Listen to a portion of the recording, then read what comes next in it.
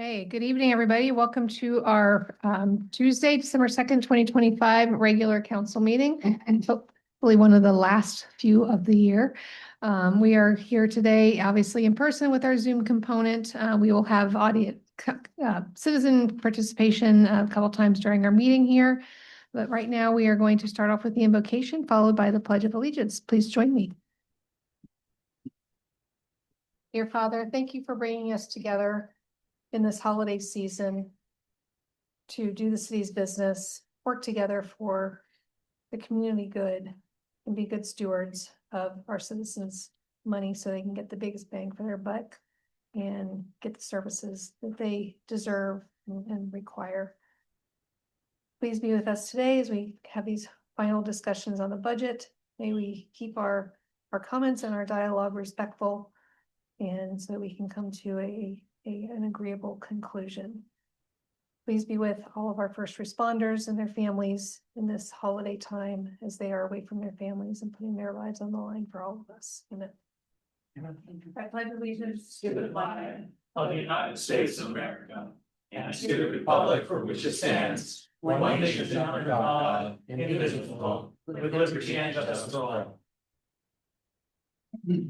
Okay, we'll go ahead and call the meeting to order, and we will start with the agenda. Are there any requested amendments to the agenda? Do roll call. Oh, yeah, that'll help. Councilmember Kurtz, Present. Councilmember Ball, Here. Mayor Pro Tem, Present. Councilmember Spencer, Present. Councilmember Dunn, Happy to be here. Councilmember Kennedy. Present. All right, we are 6 out of 6 presents. Now we will go to the agenda. Do we have any requested amendments? Councilmember Kennedy. Thank you, Mayor. In essence of time tonight, so we're going to be talking probably quite a bit about the budget stuff. I would propose that we move under general business 11B for a time frame, so not ask the individual to wait around through this big discussion. Move that over to 7B. Second. Okay. Yep, I was just checking here. Do we have, and that would be moving the appointment to the Civil Service Commission under 7B. Any questions? All right, all those in favor of, oh, yeah, there was a second, yeah, like Annie, yeah. Those in favor of moving 11B to 7B, please say aye. Aye.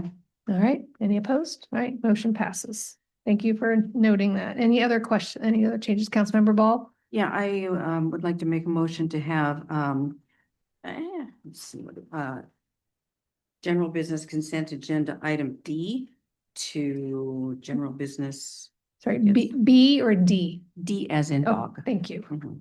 To general business? Correct. Okay. All right, do we have a second? Second. All right, motion and a second. Those in favor of moving the Jagoda Artists Agreement from 10D to 11CB, whatever it might be, please say aye. Aye. Any opposed? All right, motion passes. And I saw Mayor Pro Tem. Mayor, I'll make a motion to move item 10F to general business after 10D, so it'd be Okay, item D in general business now. okay, all right. Do we have a second? Second. We have a motion and a second to move the Getzinger Artist Agreement for City Birthday Art from 10F to under action items. Please, all those in favor, please say aye. Aye. Any opposed? All right. Any other motions? Councilmember Kurtz. Madam Mayor, I move to remove from the vouchers on page 19 of the agenda packet. Okay, hold just 2 seconds. Hold your thought. We need to pull the whole thing off the consent agenda, right? You just want to pull one thing out. I want to pull one thing out. Because right now it's under consent. So we'd have to move it to action items and then make that motion to pull it, correct? Well, I guess if she's gonna, if you pull it all the way out, then if she wants to talk about one and approve, you might have to pull it out again under action items. Right. So yes. Yes to me. Yeah, yes. Okay. You have to do it again. All Yes. right. So if you want to pull it all out, yes. So I can pull out one thing. Yeah, you'd have to do it when we get to the action. So just move the vouchers to Yeah, whatever. Move it the is, voucher. Yeah. move 10, 11. 10B under 11 first. So since I didn't finish it because that's helpful, I would like to move the I don't know where it is actually. 10B. 10B to general business. Okay. All right. We have a motion and a second. Those in favor, please say aye. Aye. Okay, any opposed? All right, and then when we get to it, then you can ask. All right. Can we reprint the agenda so I can follow? I got it. All right, if there's no more changes, Mayor Pro Tem, Mayor will make a motion to approve the agenda as amended. Second. okay, do we have any, all those in favor? Any opposed? All right, motion passes. We have an agenda. All right, we're up to citizen comment. So for anybody in chambers who'd like to make a citizen comment, we have these white half sheets. I already have one by the door over here. So if you fill that out and get it to Rochelle at the end of the table. And I know we are possibly expecting one online comment. So just a reminder of the rules of citizen comment. It is a comment session. It is not a back and forth with the council. If we need to follow up, we'll make sure we have a way to get in touch with you. Limit is 3 minutes. We just ask that the comments stay respectful, and I think that's where we are. So we have one so far in person, and we'll welcome Dennis Scott to the podium. Good evening, Mayor, Council. My name is Dennis Scott. I live at 1009 North Tanglewood Lane. And the issue that I want to bring to the attention of the council today is related to the storm system that is in the majority of the city, which are basically swales. And I drove probably 10 different streets in the city, not all of them, but a lot of them. Most of those, or almost all of the 10 that I drove, have swales that are not functioning the way they should. This is only caused by the fact that stormwater, when it goes down the gutter and heads for the swale, picks up sand, dirt, that type of thing. And once it hits the grass, it doesn't go down into the swale. The grass traps it. And then what happens, the grass starts to grow in that new area where the sand is, and it gets thicker, preventing even water to go into the swale. So what happens then is that water either ponds in that area until it gets deep enough that some water goes into the swale, or it sits there degrading the street right in that area. If the swale is located in the mid-block, it will then bypass that swale and go down the hill to the next swale, and maybe you can get in there, or maybe it goes to a lower spot. Now, I know that the city doesn't have this in the budget. I would just simply like to suggest that a plan be put together sometime in the future to begin to address these issues, which means that that grass would have to be removed, swale lowered, the grass put back. It's not a cheap option, so it couldn't all be done at one time, but a plan might be put in place where several of these things per year could be done and put the swales back into an operating condition that they were originally designed. Thank you. Thank you very much. Appreciate it. All right. Do we have anybody else in chambers who'd like to make a comment? I don't see anybody. And do we have anybody online? Yeah, one, Tom Palmer. Okay, can we promote him so we can see him? We got you coming, Mr. Solberg. Okay, can you hear us? I can. Can you hear me? I can. Thank you. Tom Solberg, Liberty Lake River District. This is a letter of commendations for the Liberty Lake Police Department. On behalf of the 1600 to 1700 North Aladdin Road River District neighborhood, we express our heartfelt thanks to the officers and staff of Liberty Lake Police Department for their rapid response to the call of a shot fired outside of 1616 North Aladdin Road last Tuesday, November 25th. After the initial 911 call of a neighbor outside of the front of his home firing a gun at 11:45 hours, the tactical response was timely, coordinated, and effective in de-escalating the threat and apprehending the neighbor who had the gun in his hand when confronted by officers. In spite of a delay complying with the orders to drop the gun, all officers held their fire. The individual was taken into custody with minimal force used despite his verbal resistance.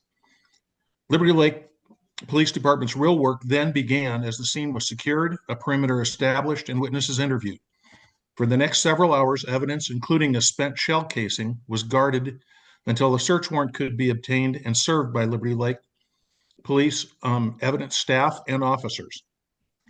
The individual was transported to jail and charged with unlawful possession of a firearm, aiming or discharging a firearm, and reckless endangerment.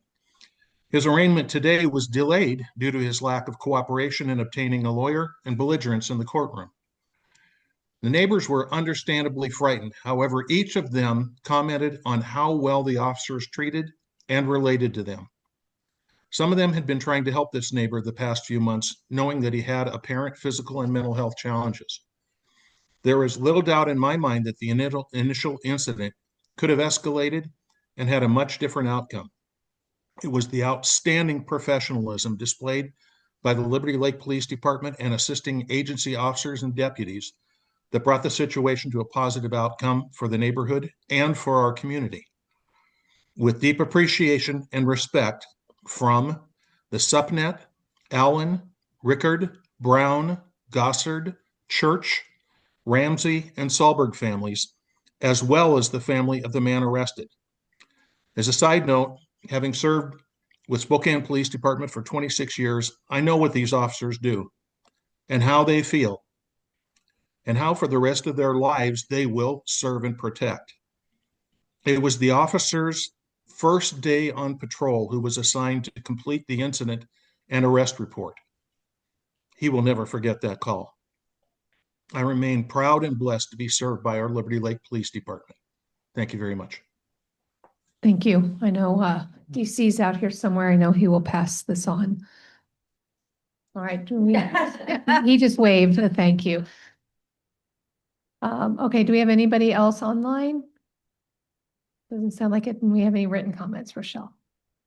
Okay.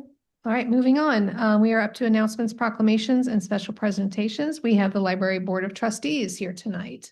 Welcome.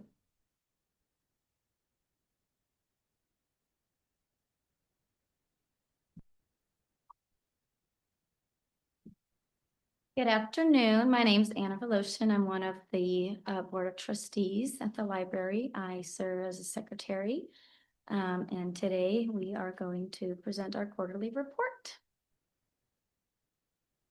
Next slide, Evan. So I'm going to kick this off. The next policy that the Board of Trustees has selected to work on is our meeting room policy. We'll be bringing that back to you guys in a few months after we finished it. We just wanted to give you a heads up that this is what we're working on as our next project. Next slide. Quick update on our Halloween party. We held it on October 30th. The theme this year was Wicked. We had a lot of help from our Friends of the Library group, and we had several different crafts and carnival games and activities throughout the library. The Liberty Lake Police Department also came and played bingo with us back in the meeting room, which was really fun. So we appreciate them always coming to our Halloween party each year and hanging out with the kids. It's definitely the highlight of the event. Next slide. Book. All righty. So this season we've had we upped our book boxes from 30 to 70, which has been great. So my kids participate in it, and it's really cool. It's a box. You get a book to keep, a book to return, some goodies, some snacks, some activities. I was under the impression the snacks were for the parents, but I've been told otherwise. Now it's just, I don't know what to do about it. But it's great, and the participation has been amazing, and hopefully, we can keep that going. Next slide, please. So each winter, we like to highlight our homebound delivery program. So this is run by Rhonda, one of our library techs. And what she does is, this is for individuals who can't leave their home, or maybe they've had surgery, maybe they just don't like driving in the winter. It is a year-long program, but we do try to highlight it in the winter when things get colder and the roads get slipperier. But basically, she calls each of our homebound patrons on the phone a week before she visits. and ask them what kind of books, DVDs, audiobooks, what kind of materials that they want. And then she'll order all of those. And then she will deliver them to their home. Usually they have a nice chat for like 20 minutes. She visits them. They become really good friends. She's made a lot of good friends from doing this program. And then she'll take any materials that they want to return to the library. So just a service that we like to highlight this time of year. Next slide, Evan. Letters. The order is. Yes. all in place. So we currently have our mailbox out for Santa, and it's accepting letters until December 12th, and it's out in the library. And if anyone wants to come by and drop off a letter, come do so. Next slide, please. Any questions? Short report this month. Councilmember Dunn. Does Santa reply? That's a good question. Yes, apparently he does. So we're doing this as part of the Home for the Holidays program. And yes, Santa will be replying to all of the letters that we have a return address for. Great. So it's a really great way to bring Christmas cheer to my staff, I feel like, at the library. So, yeah. Councilmember Kennedy. Oh, thank you, Mayor. I really like the, what you're presenting. I especially like the opportunity to somebody who's cannot get out to the library to be able to, on Friday, to bring items to them. I guess my question would be to Mark is that have an employee do that. Is there any special liability we have to be aware of, be cautious of having an employee go out to somebody's home and deliver those items? Which, yes, and we have that covered through our risk manager, but yes. Very good. Thank you. Any other questions?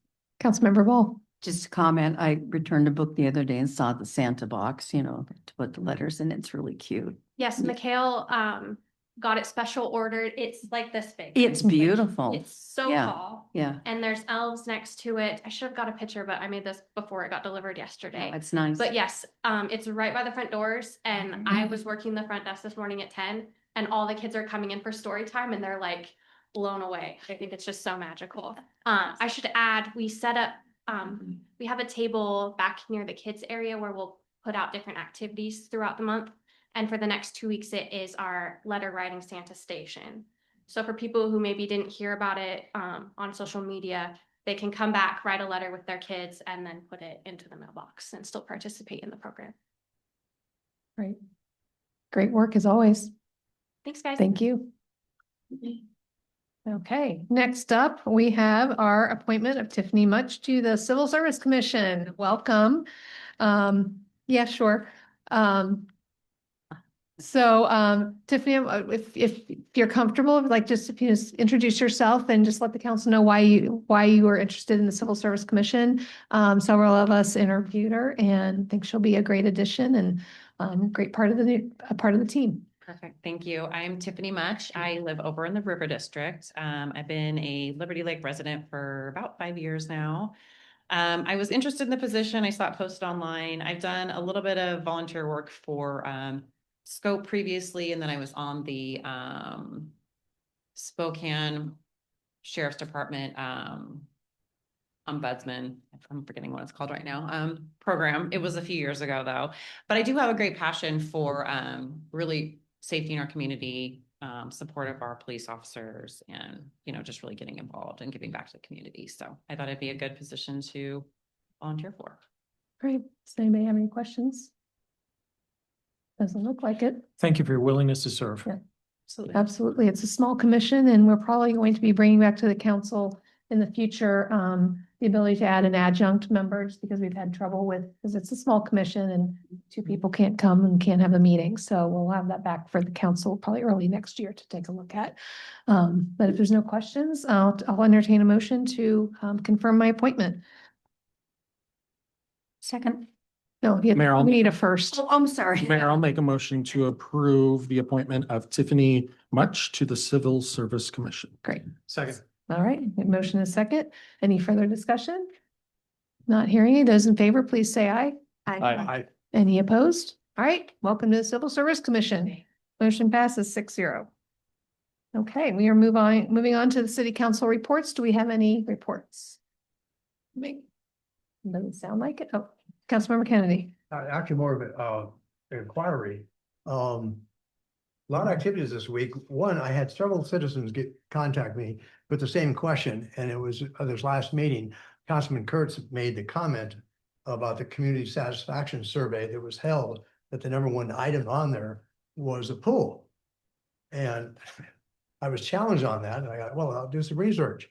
So going through the satisfaction report, I find nothing where it says about the pool being number one or even on there. So I guess I would need some assistance to try to see where that was, so I could pass it on to the citizens that had the questions. We can get that information. Okay, thank you. All right, any other council reports? All right, oh, go ahead, Councilmember Kurtz. Thank you to city staff for putting up the lights and for the new displays that are out front that were goats. Goats That are was pretty fun to drive up to today. Yeah. So thank you to everybody who gave some holiday cheer for that. Okay, anybody else? All right, I'll make mine really short, going off of Councilmember Kurtz's comment. The tree lighting was, I think, a huge success. I was ground level, so it's hard for me to really see how many people we had there. I would guess at least a couple hundred. Lots of kiddos. The Ridgeline cheer team, who is on their way to state competition after the new year, was there. The senior dance team, and then I'm going to mess up their name, but the mini dance team. I forgot their names already. Full throttle. They looked like little girls from maybe 4 to maybe 8. And they were absolutely adorable, dressed in their sparkly basketball jerseys and doing a dance. It was a bit breezy, but great turnout. Santa arrived in style as always in one of the police escort cars. And I just want to say huge thanks to, I don't have it in front of me anymore, but obviously the staff, Mikhail, Jen, Trevor, Ty, Jandy, and your team, everybody who was part of this. Mark Saba wasn't able to be there. He's usually the MC, which meant I had to take that over. He was not able to make it. He was not feeling well. But we just had such great participation in this committee for our first full-blown tree lighting with Santa. And so Santa was set up inside with a full queue like we have at Silverwood to get on the rides. So everybody was managed quite nicely inside. And I think everybody was happy to get out of the cold. But it was a great time. So for those of you who were able to come, thank you. Thanks for supporting all the new activities this year. Okay, it's really all I've got on my list for right now. Can I ask a question? Yes. Who was Mr. and Mrs. Santa? Santa? It was Santa. Okay. Oh. Talking to your question. What? Okay. Yes, of course. They have been here every year for what, seven years, however many years, something like that. And sometimes they make a special appearance at the police department party too. So, all right, City Administrator. Thank you, Mayor. Members of the council and guests that are joining us both in the chamber and online. We've got a few reminders of events that are upcoming over the next several weeks that we want to bring to your attention. The first is Leaf and Beach, which is the leaf collection and drop off over at the water treatment facility on North Harvard, runs through Friday, December 5th. So if you have leaves that you have been meaning to get rid of, you got a couple of extra days to get over there and get those in the mulch pile. Reminding everyone of the special city council meeting that will take place on Monday, December 8th. Here in the chamber, starting at 6 p.m. And then we've got some events going on all over the place. We've talked quite a bit about Home for the Holidays. I'll address that in just a minute. But in addition to that, we've got a Winter Crafts Fair over at the library on Saturday, December the 13th. And this is for all ages. So if you're looking for something to do and want to make some crafts, possibly for your tree or your home decorations, come out to the library and join us for that. That is Saturday, the 13th, starting at 10 a.m. And then Jandy mentioned it in the library report with respect to the letters to Santa, but we've got other Home for the Holidays events happening all over town. Check out our website for the schedules and locations, and those run through Sunday, January 4th. And then finally, just letting everyone know the Christmas holiday. And remember, this year we've added Christmas Eve to that. So that will take place on Wednesday and Thursday, December 24th and 25th. City Hall and the library will be closed in observance. Are there any questions about any of those reminders before we move on? All right, in that case, I will invite Jandy back up to the Mike, we are going to introduce you to our newest staff member. Jandy, take it away. Good evening, council again. I wanted to introduce you all to Jordan Larkin. She is joining us as our new children's librarian. We are so excited to have her. As you guys remember, we were in the process of hiring since May, and we were so excited when we found Jordan. She was definitely worth the wait. So she is coming to us from the Spokane Public Library, where she worked as a clerk and also worked in the Special Collections Department for Spokane Public. She is graduating in December with her master's degree in library science from the University of Missouri, okay?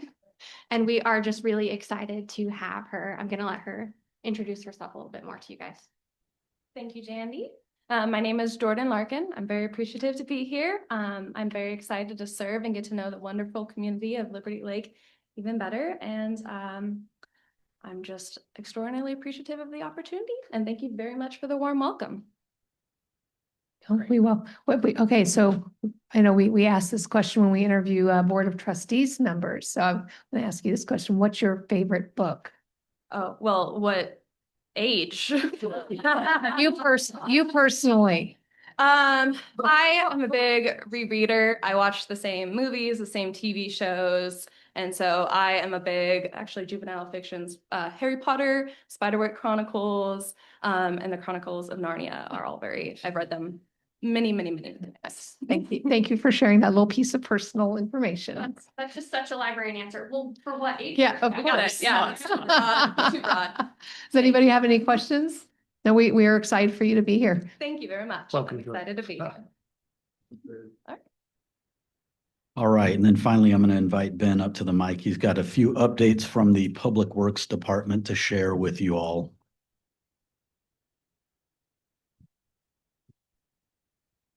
Just don't think I should have to keep following Jandy because I usually have bad news to share with you.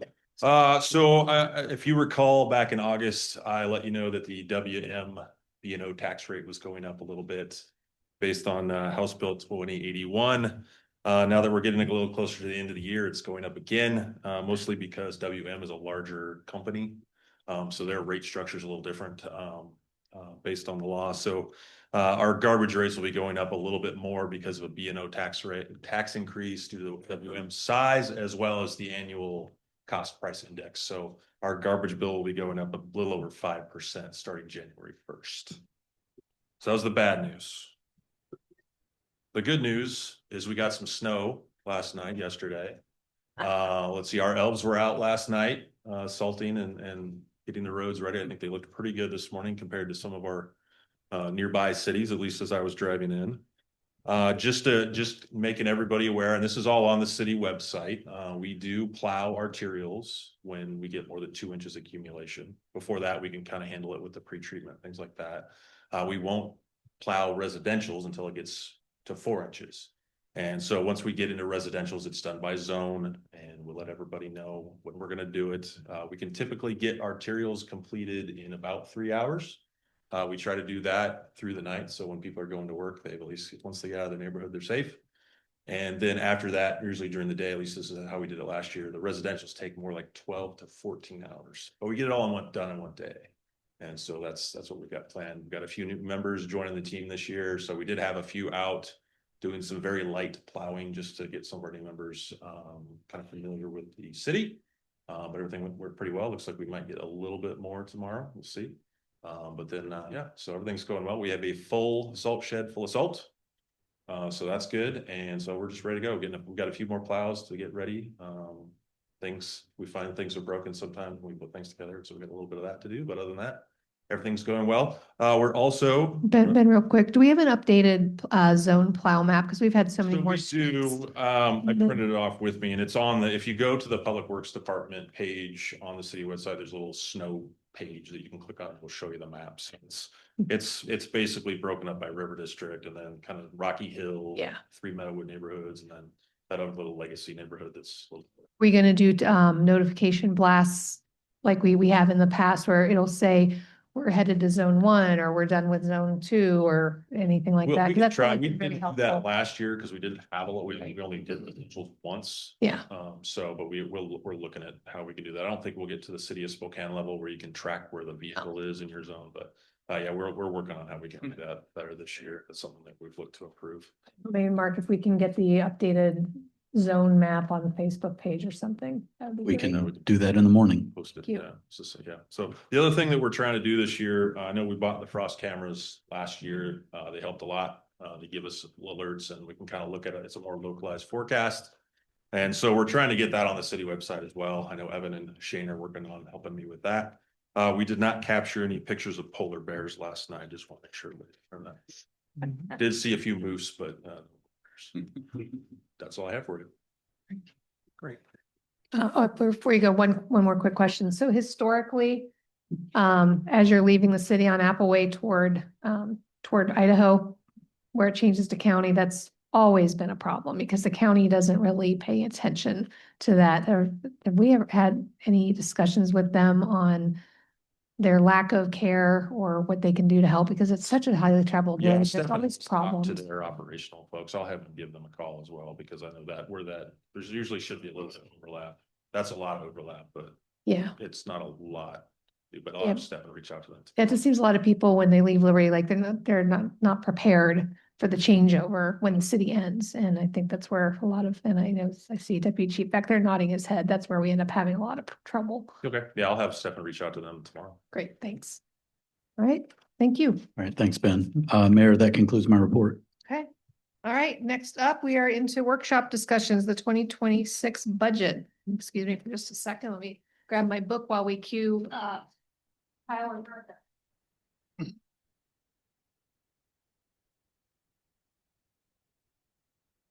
All right, so Evan's going to tee up a one sheet that I've distributed to everyone as well.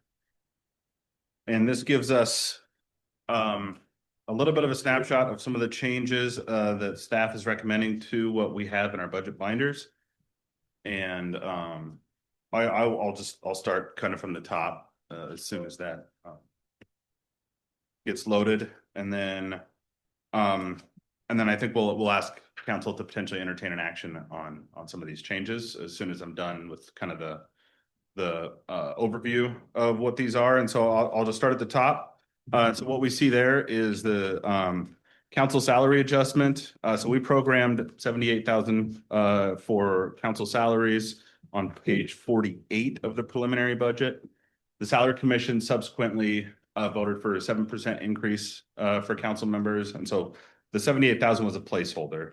And so we'll need to make this adjustment to reflect the salary commission's decision of that 7% increase to 78,960. So that's an increase of $960. The next one is, again, decision from the salary commission. We had a placeholder of $38,000 for the mayor's salary in the preliminary budget. The actual increase was to $34,380. So that is a decrease in the preliminary budget from $38,000 down to $34,380. And please interrupt me if you have any questions during this. I know you're all seeing this for the first time. We touched on it, but this is just kind of the visual kind of outcome of those decisions by the salary commission. And then on page 75, we have the facilities professional services. That was originally budgeted at $136,000.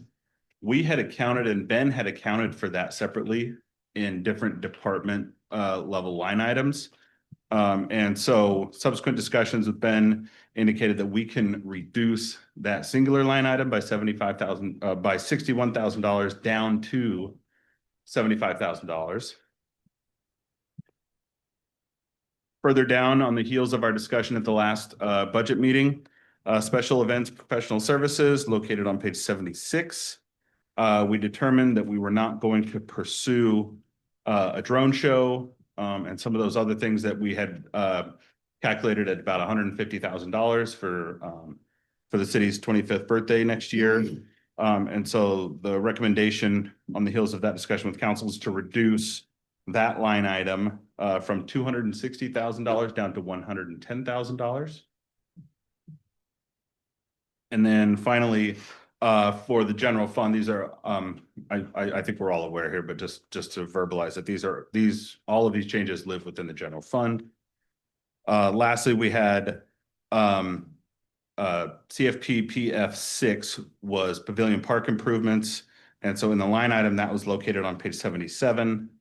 And so that is not going forward next year. And so our recommendation is to eliminate that line item entirely. So bringing that from $374,000 down to zero. That's the playground equipment, correct? Correct. Yeah. Mhm. And so with the singular increase in the council salary and the remainder of the decreases, that net effect on the general fund budget is a reduction of $587,660. And then I'll touch on the other two here briefly as well. So in the REIT 1 and 2 funds, we do have two staff recommended changes as well. In REIT 1, we have capital expense general services. That's currently budgeted at $150,000. That is tied specifically to a capital facility, CFP PF2. Those are public works improvements, and that's identified in the CFP at $200,000. I had programmed that in at $150,000. So that was purely just a data entry error on my part, transitioning that from the CFP to REIT 1. Additionally, in REIT 2, we have the capital expense related to traffic signals. We had programmed $57,000 into that. Those have been completed in 2025. And so staff is recommending we reduce that line item from $57,000 down to zero, which gives us a net decrease between REIT 1 and 2 of $7,000. And so in the past, I know we've taken these one by one. We can certainly do that again as well if council would consider that. We could take them as a package, and I can update the second read version of the budget accordingly based on council's decision. Questions? Okay, Councilmember Kurtz. At the last meeting, Mayor Pro Tem was interested in having a reduction of a certain percentage between I think the general fund, if I'm saying this accurately, and what's in the budget. How close are we to that with these reductions? So what you see here, the net general fund decrease of $587,000 would represent roughly a 2.9% decrease. Councilmember Vol, and then I think Councilmember Spencer, is that his hands up? Could you repeat 5.9, REIT 2, the second item? Was that in the capital facilities plan and now it's not? So it was for 2025, but not for 2026. So we completed that. Okay. And so we had contemplated potentially a rollover of that, but those had been completed. And so that reduction is what we would recommend, because we're not going to spend anything from that line item anyways, because the project's been completed. Okay, thank you. Councilmember Spencer. Yeah, a couple of things. I think the item on 76 was one that we already voted on, so I don't think that one needs to be addressed in. Oh, perfect. Okay, excellent. We already voted on that one. The one just above that, can you tell us again on page 75 what you said it was going to be decreased by 61,000 to 75? That is correct. And what was the 61,000 going away? So those are already accounted for in other line items. And so Ben has done kind of a comprehensive overhaul of the activities associated with different facilities within each department. And so those are already accounted for. Okay. Councilmember Kennedy. Thank you, Mayor. Under special events, you show 150,000. In the last meeting, it was quoted 160,000. Is it actually the 150 then? I believe my understanding from the discussion was 150,000, and that's incorrect. We can make that adjustment. Yeah, I think the motion didn't have a number in it, and then Jen came back later and Right. gave us the number, so Jen said- when we voted, it didn't have a number in it. Okay. So it will reflect whatever the dollar amount was. Yeah. Thank you. Certainly, yeah. Councilmember Ball, do you have another question? Oh, no, I was just Okay. about Jen coming, Right. yeah. Okay, any other comments, questions? Councilmember Dunn or Mayor Pro Tem? Mayor Pro Tem? I'll just make a couple of comments. One, thank you, Kyle and Mark, for doing this. I know that at the last meeting when I suggested 2%, there was, I think, a lot of consternation about that number. And yet here we are with the ability to lower ourselves by at least 3%. Still a little high, in my opinion, but a lot better. If I did my math correctly, we're looking at 19.3 now on the general, based on those reductions. Is that right, Kyle? 19.346? Yep. Okay. I do want to point out that the county just approved their budget and their increase was 1.8. So even with these reductions, we're still doing a pretty hefty increase. But I think that this is a lot better than what the place that we were in about a week ago. So I appreciate your work on it. Councilmember Spencer? Thank you. I think based on all the points that we looked at here, this is actually just a formality. Other than removing the drone show, everything is just reflecting reality based on us pushing the improvements at Pavilion Park.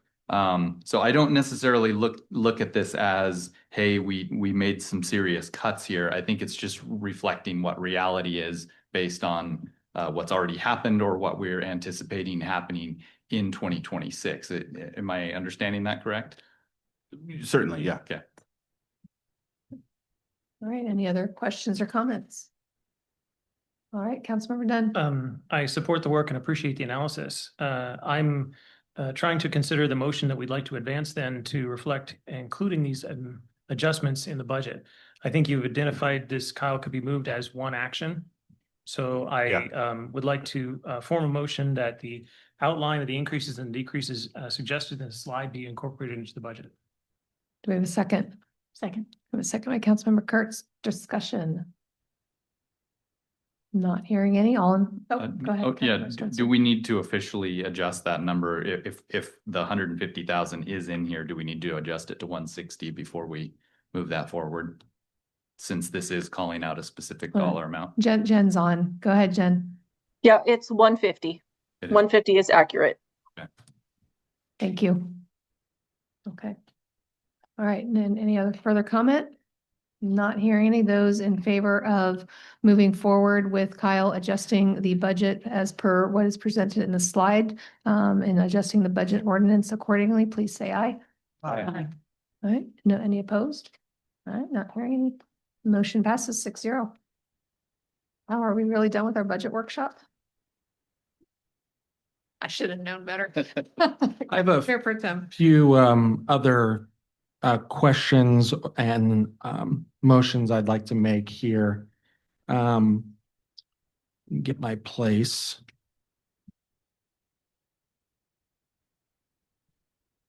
Sorry, just give me 1 second here.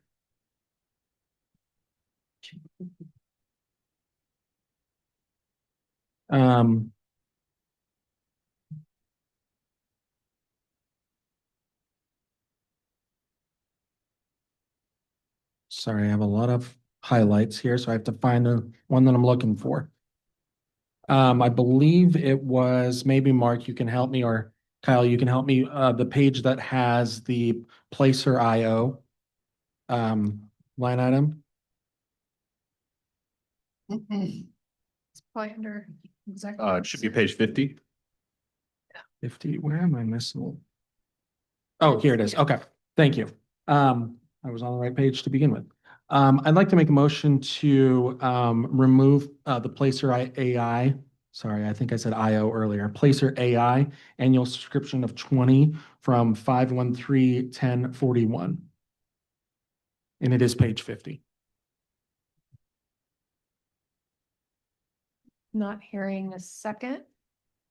Motion, I'll second it for discussion. okay, a motion is second, so discussion. Not, oh, Councilmember Ball. Well, I wasn't crazy about this in the first place, but now that I know that it's only a commitment of 1 year, I don't have a problem with it. And because if we're not happy with it, correct me if I'm wrong, Kyle, then we can just say, goodbye, right? Yeah, my understanding is this is an annual subscription.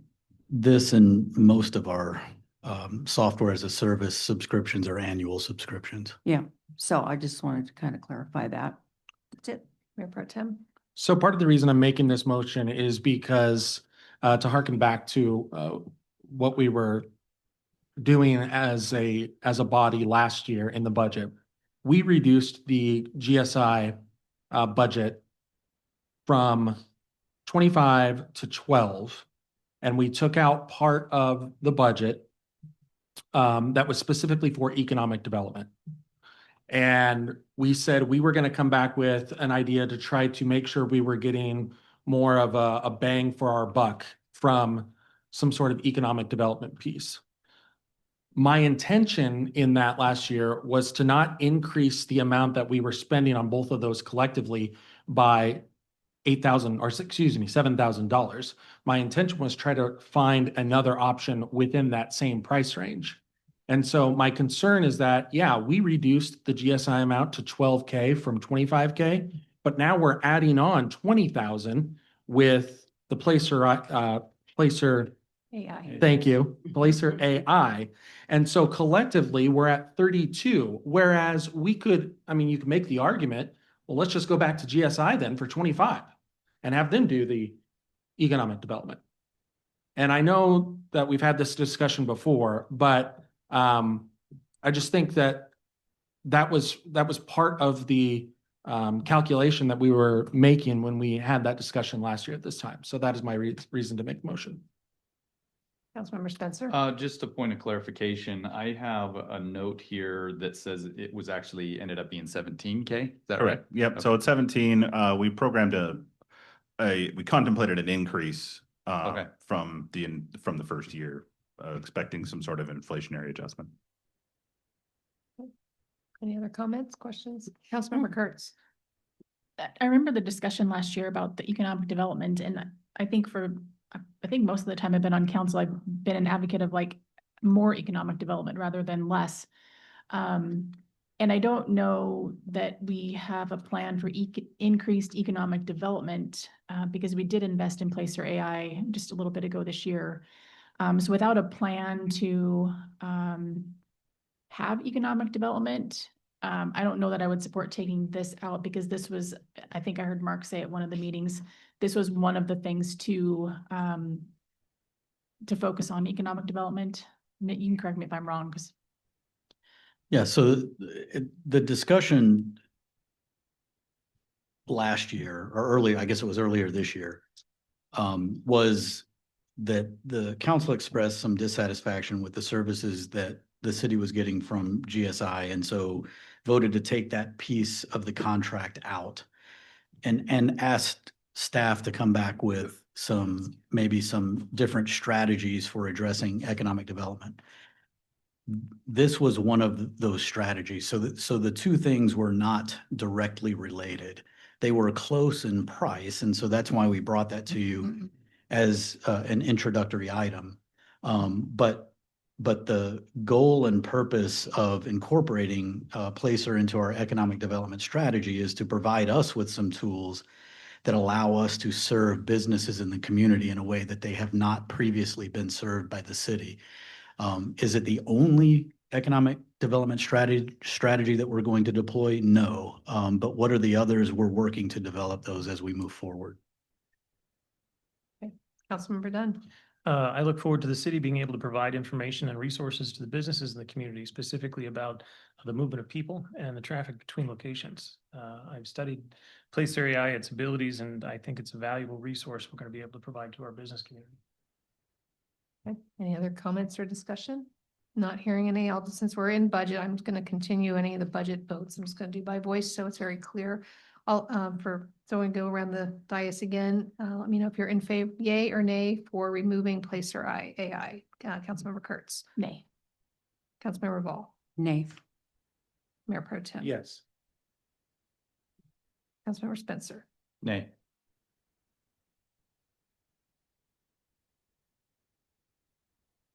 okay. Councilmember Dunn, Nay. Councilmember Kennedy, Yes. okay. Hold on. 4 nays. Yeah, so we're not. Correct. Okay, totally. Fails to. Yeah, but yeah, y'all threw me on that one. Not what I was expecting. All right, so motion fails 4-0. All right, wait, 2, not 4-2. 4-0. 4-2. 2. Yeah. 4 nays. Thank you. Rochelle's got me covered. All right, next, go ahead. Mayor. I think You had another one. Councilmember Spencer. Yeah. Go ahead. Thank you, Mayor. I'd like to go to the next page, page 51. And the reason why I voted nay on that last particular one is I would actually like to propose that we remove the expense of 12,000 for our membership with Greater Spokane Incorporated. Second.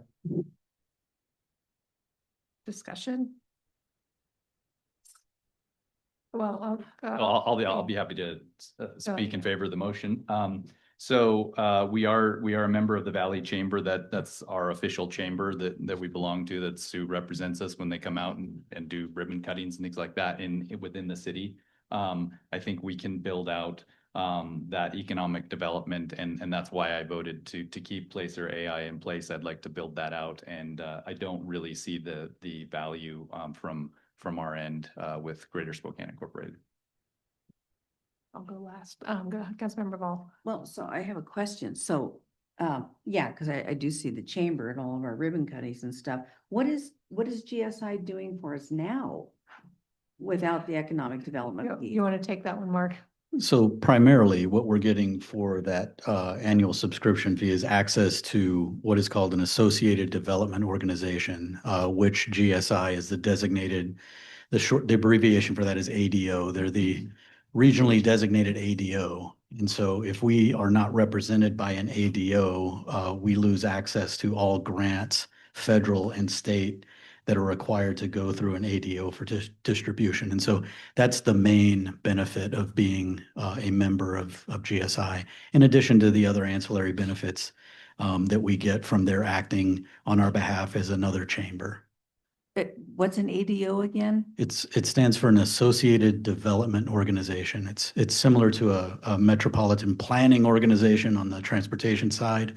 It's a regional organization that is assigned responsibility for certain things. Part of that responsibility is to distribute grant funding coming from federal and state sources to municipalities and other organizations. So you're saying we can't get grants without them? We can't get grants that flow through an ADO unless we're a member of an ADO association. Okay, all right. We've already had Councilmember Spencer, Councilmember Kurtz, and then Mayor Pro Tem. How many grants flow through an ADO, if you had a ballpark? I can't answer that off the top of my head. We can find that out, but I don't know the answer to that. Mayor Pro Tem, and then I guess my follow-up question to that is, do you know how many over the past, let's say, 5 years that we've applied for have flown through an ADO? I would need to confirm that. Also, I don't know the answer to that sitting here. Okay.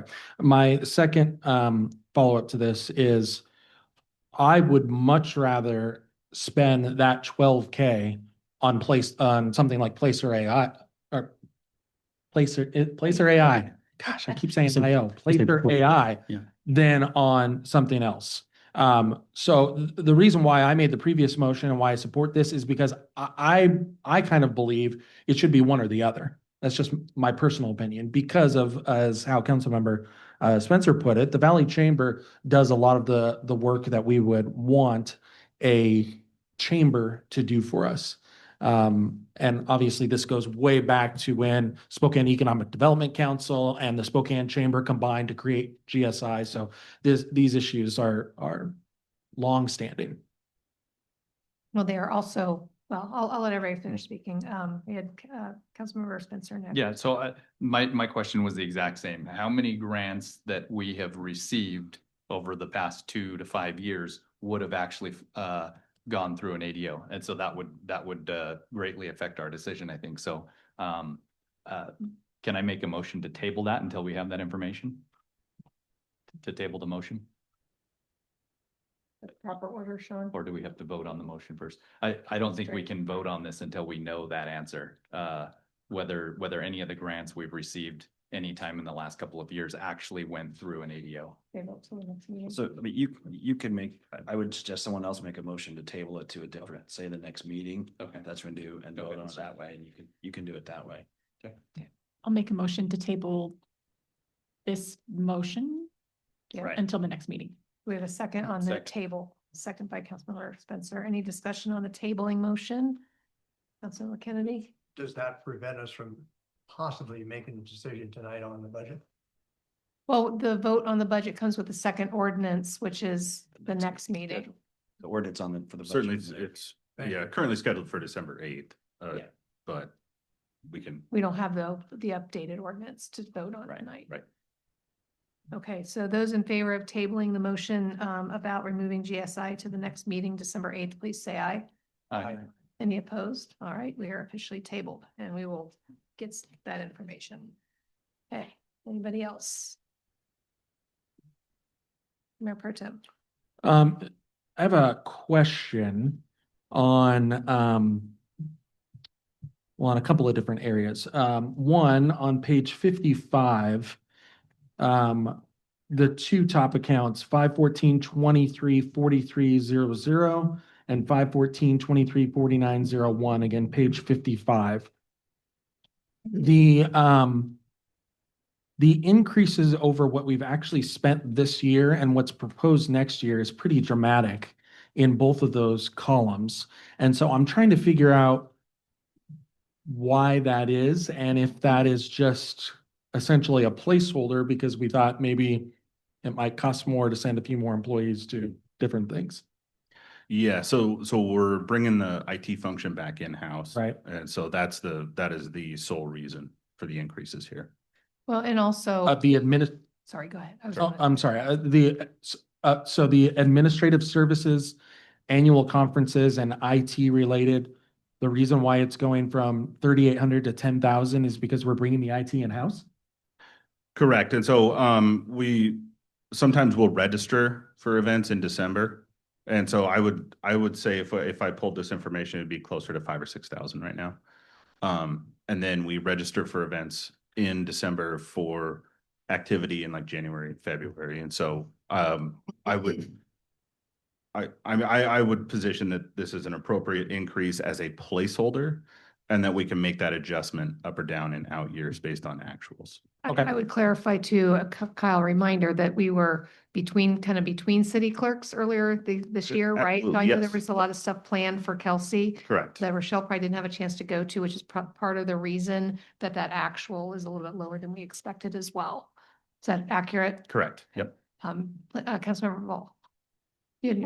I thought you had your hand up. No, I was Okay, scratching. gotcha. Okay, don't want to miss anybody. Go ahead. Just one quick follow-up to that. On the annual memberships piece, what is the annual membership cost for those, looks like at least 3, if not more, for all those different organizations that we're a part of? I don't know exactly off the top of my head. I could find out by the end of the meeting. But I don't want to give you incorrect information. Okay. All right, anybody else? I think we had Councilmember Kennedy and then Councilmember Spencer. Thank you, Mayor. Brought this up in the past, I'd like to bring it up again on page 22.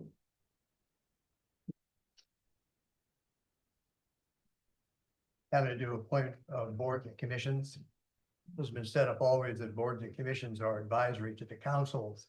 And I believe that the way this is written is confusing to the public or citizens. Because if they hear one time that these board commissions are also advisory to the council, and yet it doesn't specify that, it needs to be clarified. But I believe that all boards and commissions should state in there that they are advisory. We now have some that say advisory, some do not. So for clarification, just for that. Yeah, we had mentioned that before. Can we just get that section updated and have a page replaced in the budget before?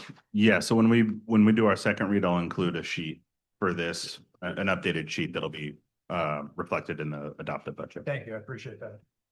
Councilmember Spencer, you are next. Let's see here, page 71. Looking at 726400. I don't know what the breakdown on each of the specific things are here.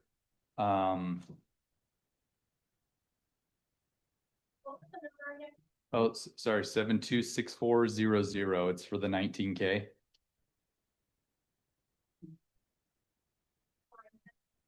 It's the laptop charging cart, Chromebook, 71. capital expenditures. Pages are a little bit off, Jandy. Yeah.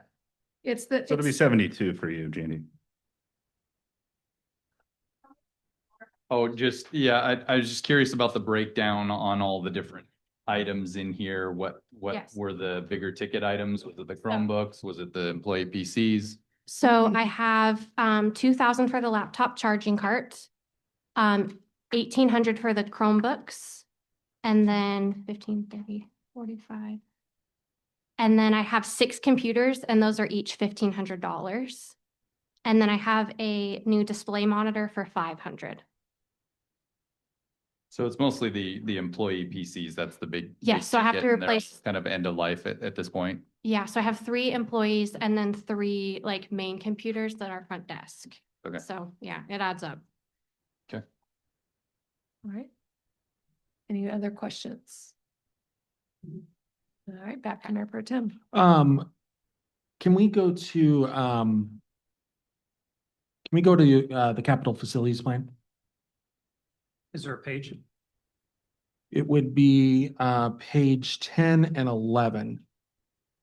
Of the capital facilities. Correct, yes. Sorry, it's page 131 and 132 of the binder and 10 and 11 of the capital facilities plan. 131 and 132 of the binder.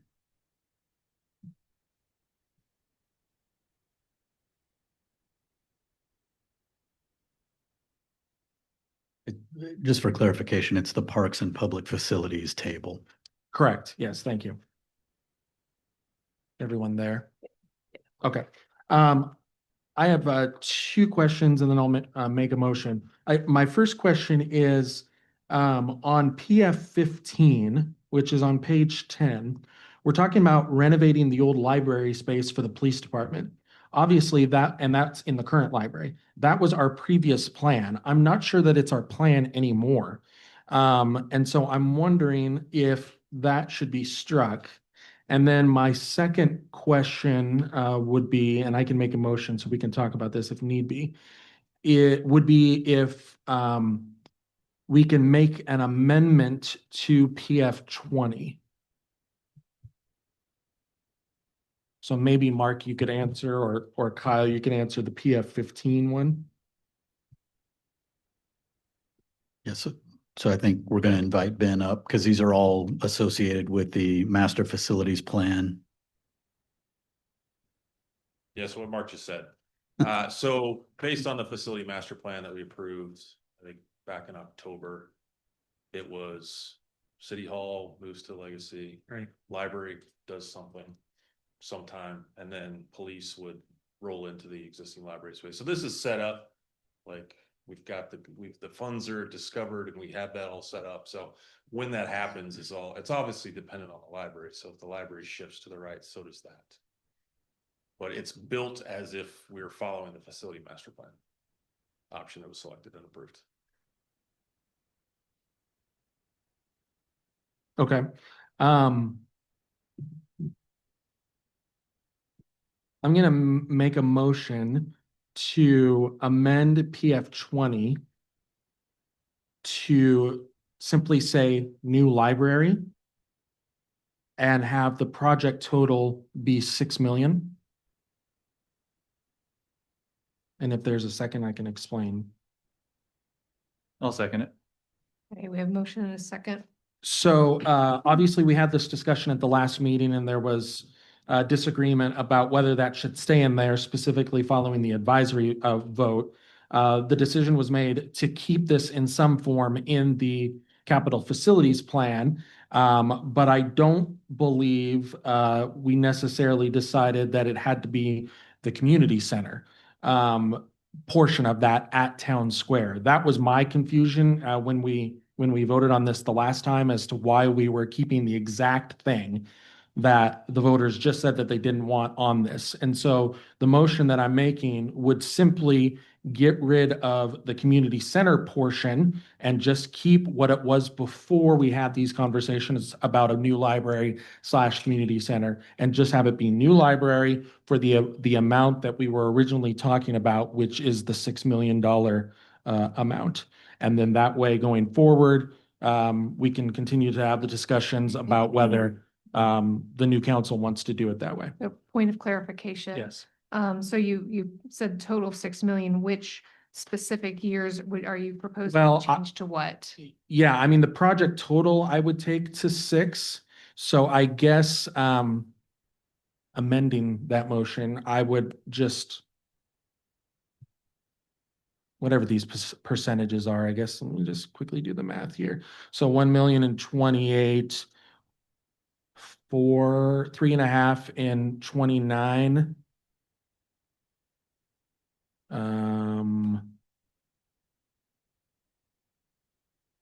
2 in 30 and 500 in 31.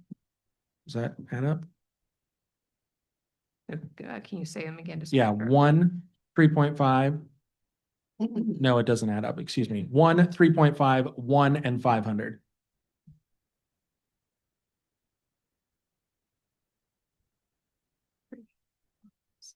Okay. All right. So the motion is, I'm just going to restate and you tell me if I'm right, to change the project name for PF 20 to simply new library.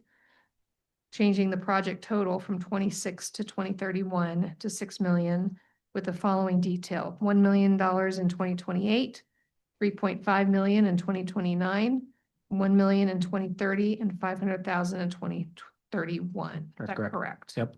Everybody follow? Okay, so that's the motion. This further discussion. Councilmember Spencer. I'd like to amend the motion to push the beginning amount of 1 in 28 out to 2031. Okay, hold on a second. So your original motion was not what the mayor just read, correct? Because Well, there's the a second of your original, Correct. right? Technically, yes. Okay, so mayor read would be a subsequent motion to amend your original motion before, Jed, you get involved here, so we need a second motion that would amend. So Jed, if you want I'll to. second to amend his. So why don't you make the motion to amend Chris's first motion based upon what the mayor just indicated? Okay. And then someone else can second that. I'll make that motion to amend Mayor Pro Tem Cargill's original motion to what the mayor just stated. Okay. And now there need to be a second. There's this, do we have? a Can you second? restate it one more time? Yeah, you want me to, for real? I just want to make sure I'm tracking.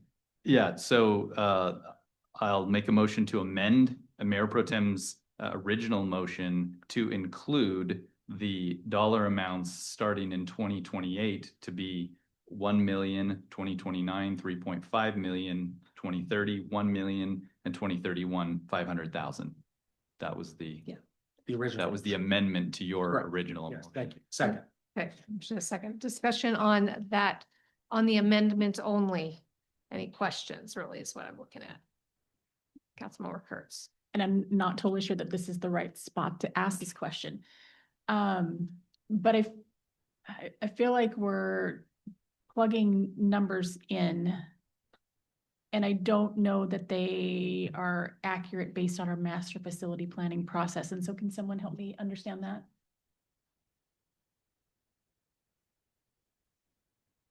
So we've got 14 million in here. Basically, that was our planning factor when we started the town square library concept that council asked us to take a look at. That's basically $625 a square foot for 18,000 square feet, which is what we got from the study that was done before I got here. So using the $6 million figure, that gets you roughly a library the size that it is now. So I'm sorry, the size of what? about the same size the library is now. So the library facility right now is, I think, 8,800 square feet. $6 million for a new footprint building in Town Square would get you approximately 8,800 square feet. And let me just clarify, I'm not necessarily meaning that it would be Town Square. Oh, yeah. What I I'm just mean using is that as an the, example. exactly. So the six that I'm talking about was the original budget when we were talking about renovating the Legacy Church building. Right. And so that is what I'm referring to, is basically this goes back to where it was before we started talking about the Town Square concept. We just revert it back to where it was and move forward from there. They're not totally a realistic option because now we don't own a building to put the $6 million into. Okay, further discussion on the amendment. All right, so again, we're voting on the amendment here. I'll do a hand raise on this, and those in favor of adjusting the 28 through 2031 numbers to 1 million in 2028, 3.5 million 2029, 1 million 2030, and 500,000 in 2031, please say aye. Aye. And this is just amending the motion. This isn't actually voting on actually doing it. Okay, sweet. And those opposed? Nay. Okay, motion fails. So we are back to the original motion, which is amend the project name to new library and the project total of $6 million with no detail behind it, it seems. So we have no specification on where that $6 million will fall. Okay. All right. Next, Councilmember Kurtz. I'm not necessarily opposed to taking the community center part out. But I think that we haven't, as a council, had any discussion on the dais except for very briefly last week to process the advisory vote and what happened. I know there's been significant discussion in the community, but we as a council who make those decisions haven't had a chance to talk about what that means or to make a plan for that. And I think without having time to talk about what the implication of the advisory vote was as a council together, that we would literally be just guessing, and I don't want us to guess. Because I think when we guess about things and then it's not accurate, then the council looks foolish when we do get accurate information. So again, I'm not opposed to changing the, making it focused on the library, but I just don't know that right now we'd be making an educated decision on the timing or the dollar figures without some input from more planners. Thank you. Next, Mayor Pro Tem. Well, I just want to respond and say, while technically we may make those decisions as a council, our bosses made the decision.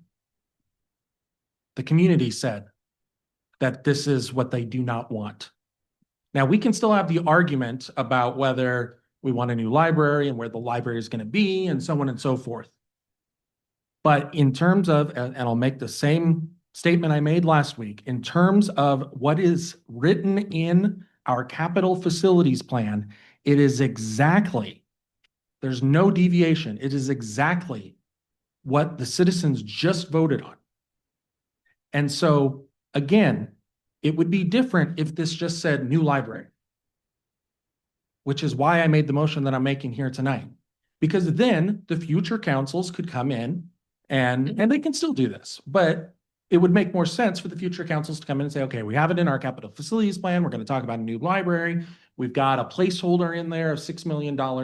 But instead, what we're doing is we're going to be adopting something probably next week that has it as a plan of the city to do exactly what the citizens just voted no to.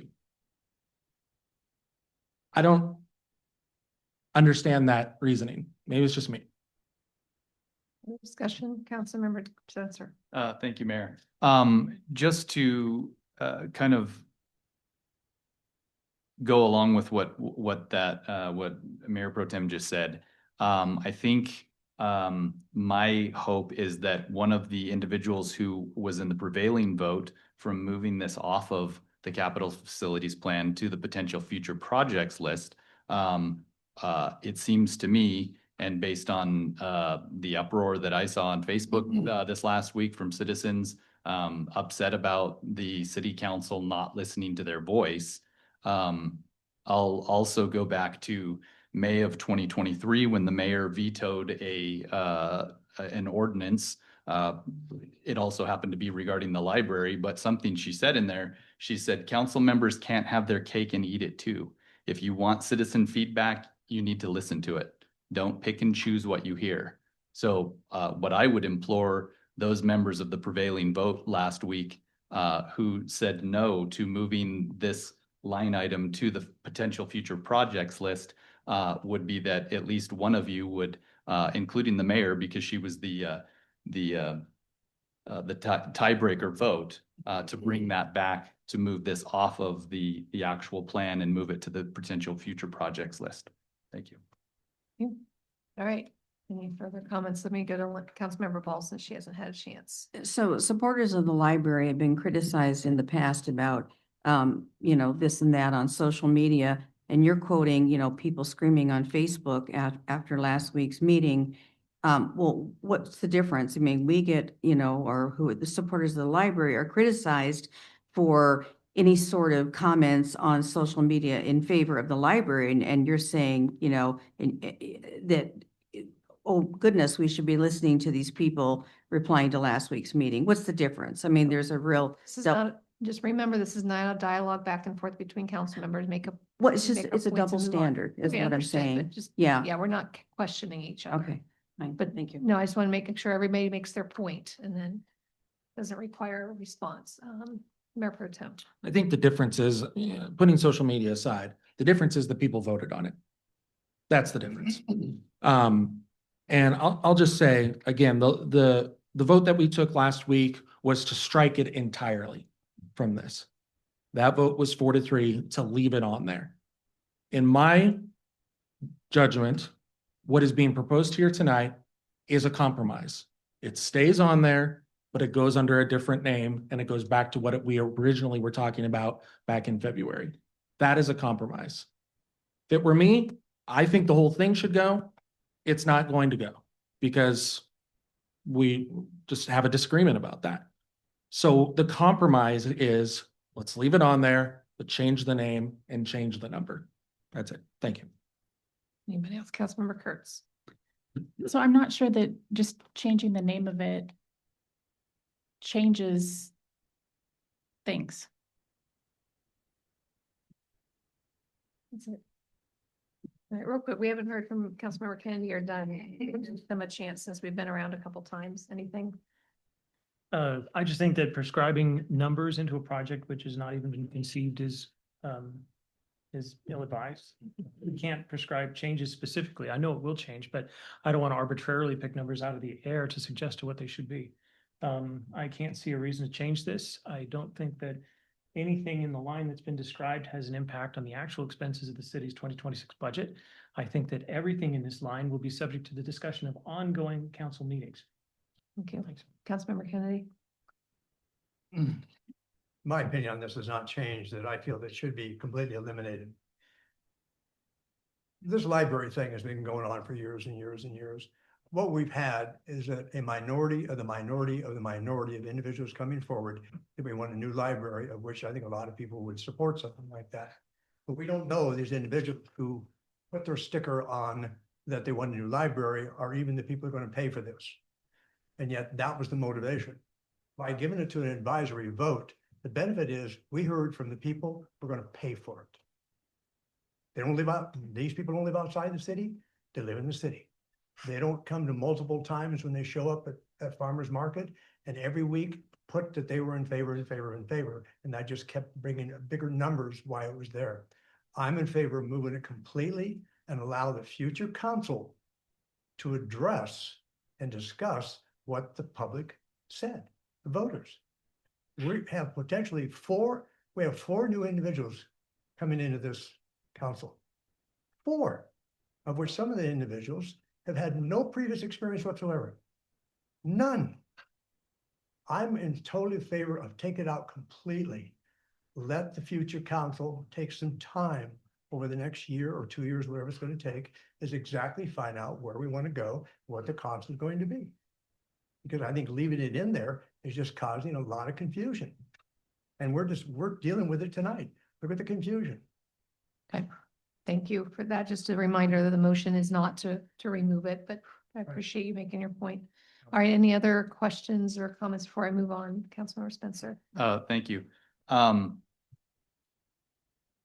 I agree with Councilmember Kennedy, and I know that what is on the table right now is not to remove it completely. I would speak against the motion because one, regarding what's been said, that we don't know what the cost would be. And so it's totally inappropriate for us to even leave this on here with any number. It needs to be moved to the potential future projects list. It does not preclude us from getting grants, but it does, as those of us sitting on the council right now, who just witnessed the advisory vote, the citizens told us we do not want this. That doesn't mean they will never want it. It means they don't want it now. And if we leave this on here, we're telling them we just don't care about what you just voted on. We just don't care. So we are the ones sitting here on the council right now. The citizens just told us, no, we don't want this project as stated on the capital facilities plan. So the appropriate thing to do, again, would be to remove it altogether, put it on the potential future projects list, and allow a future council to make a plan for that. Because if we Councilmember leave it Spencer, on that, here. that vote has already been taken. That's not what's on the table. Okay. So can we keep the If we leave it on conversation here going? as is, or even as Mayor Pro Tem Cargill is proposing, we don't have a plan for it. We haven't set aside funds to accomplish this. There is no plan. So I would speak against the motion and again, hope that one of the council members or the mayor will revisit that vote from last week. All right, so if there's no more comments, we'll go to a vote. So again, I'm gonna do, oh, go ahead. I just want to comment that $6 million is not going to do it. You know, as we've said, it's going to be what we are going to do, and it's not going to be big enough. And plus, things are going to get more expensive. So there's nothing, that number means nothing. Councilmember Kurtz.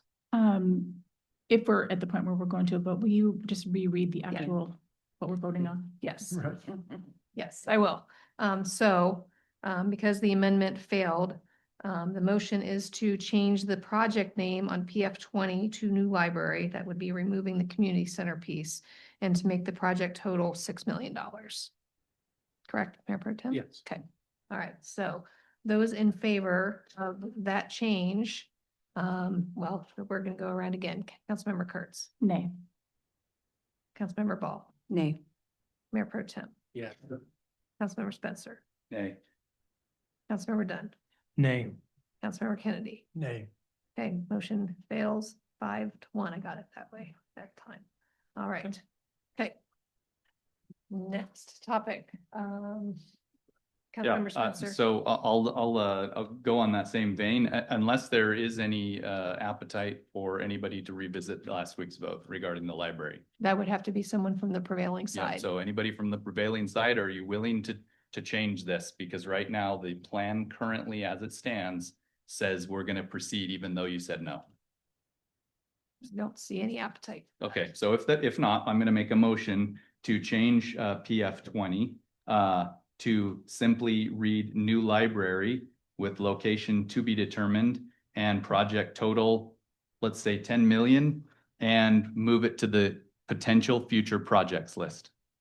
Okay, so that doesn't jive because potential future projects list, does it have, we have dollar amounts on there? I can't remember. Lisa, I don't want to flip through here. Hold on.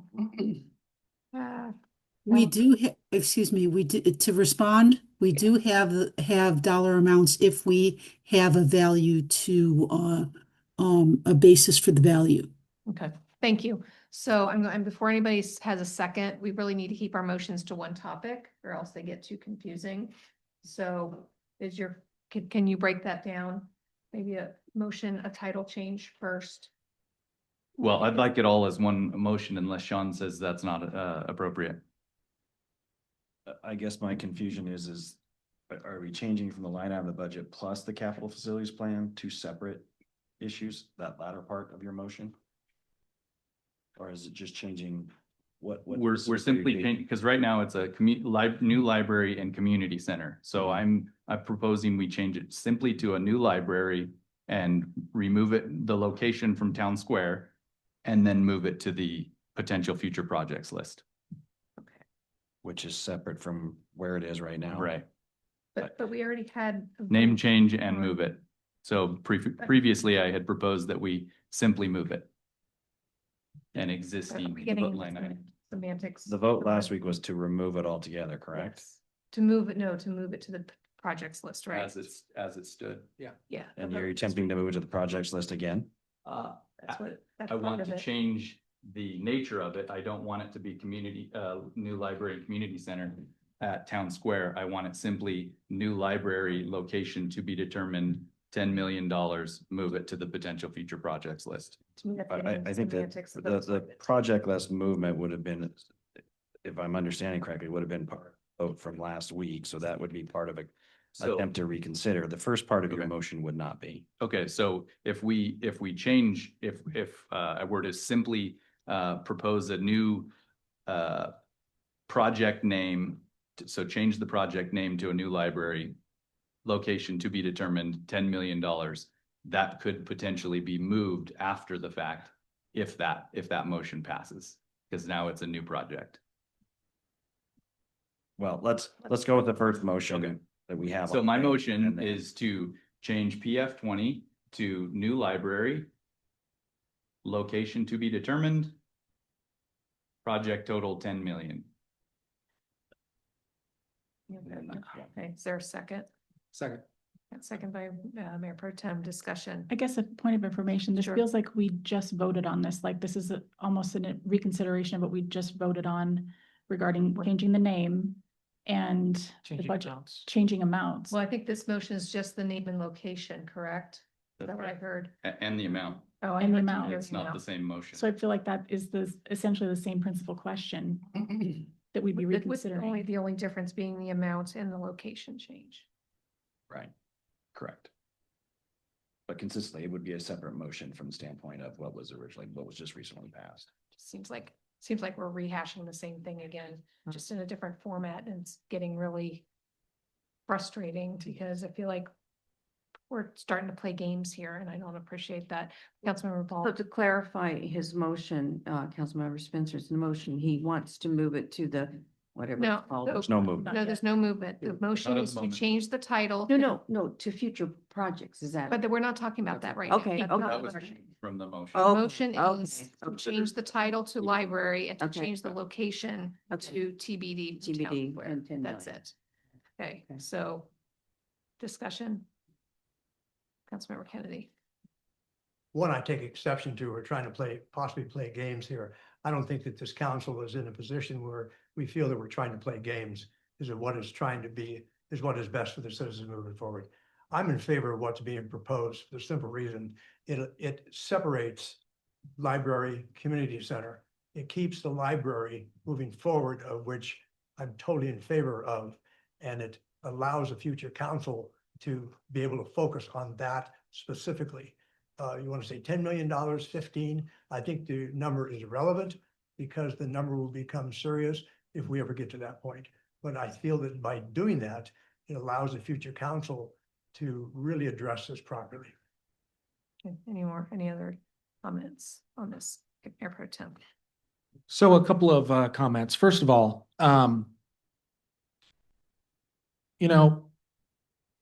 this is a compromise to a compromise. And some of us have been lectured a lot about not compromising over the past few years. And yet here we are here tonight with several different proposals to try to come to a compromise on this particular issue. I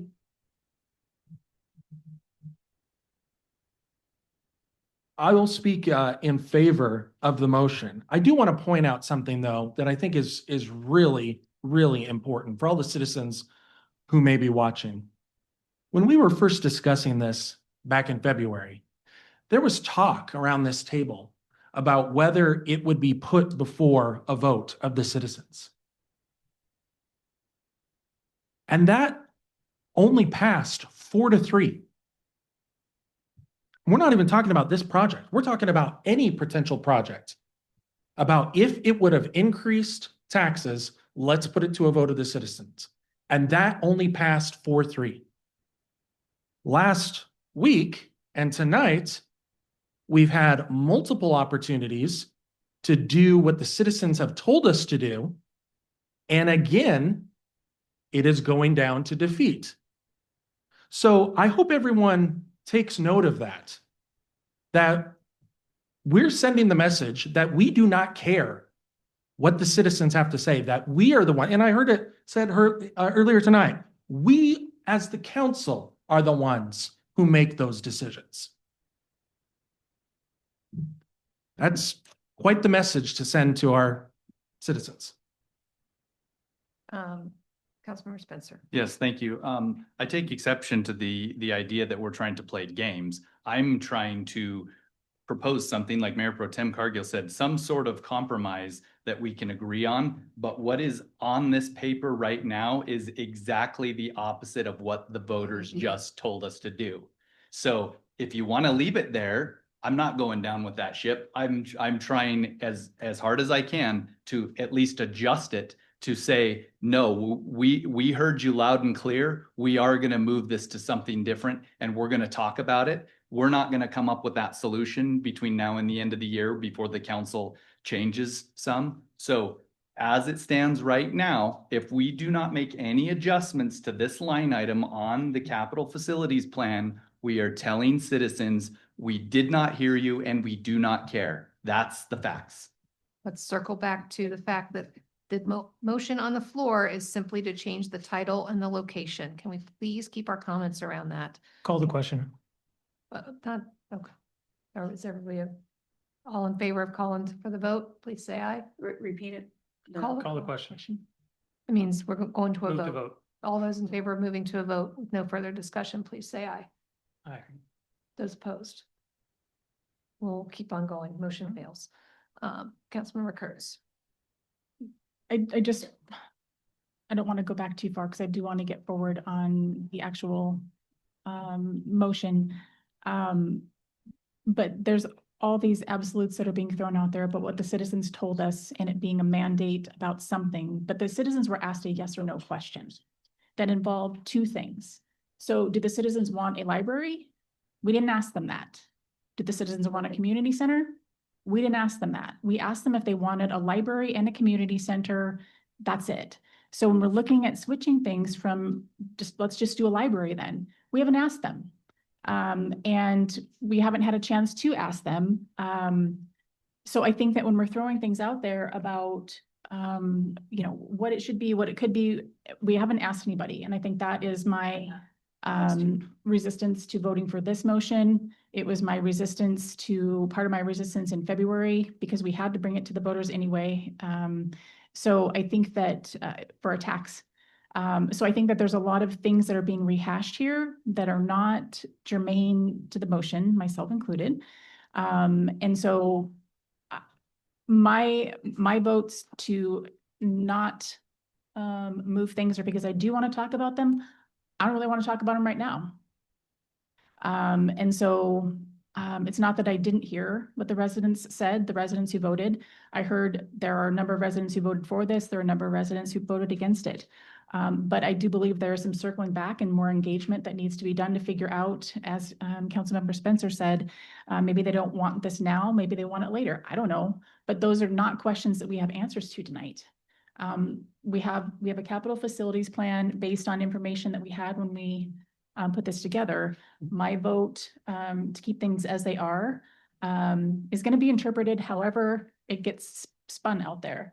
But I'm saying that I want to talk about this in a thoughtful way, and I don't think that we have the capacity to do that tonight. Any other comments before we get back? Anybody else? Great, Mayor Pro Tem. Well, the comment's been made that we haven't asked them if they want it. And yet a year ago at this time, we were talking about moving forward with the Legacy Church building. We didn't ask them then if we want it. We were told it's what the citizens want.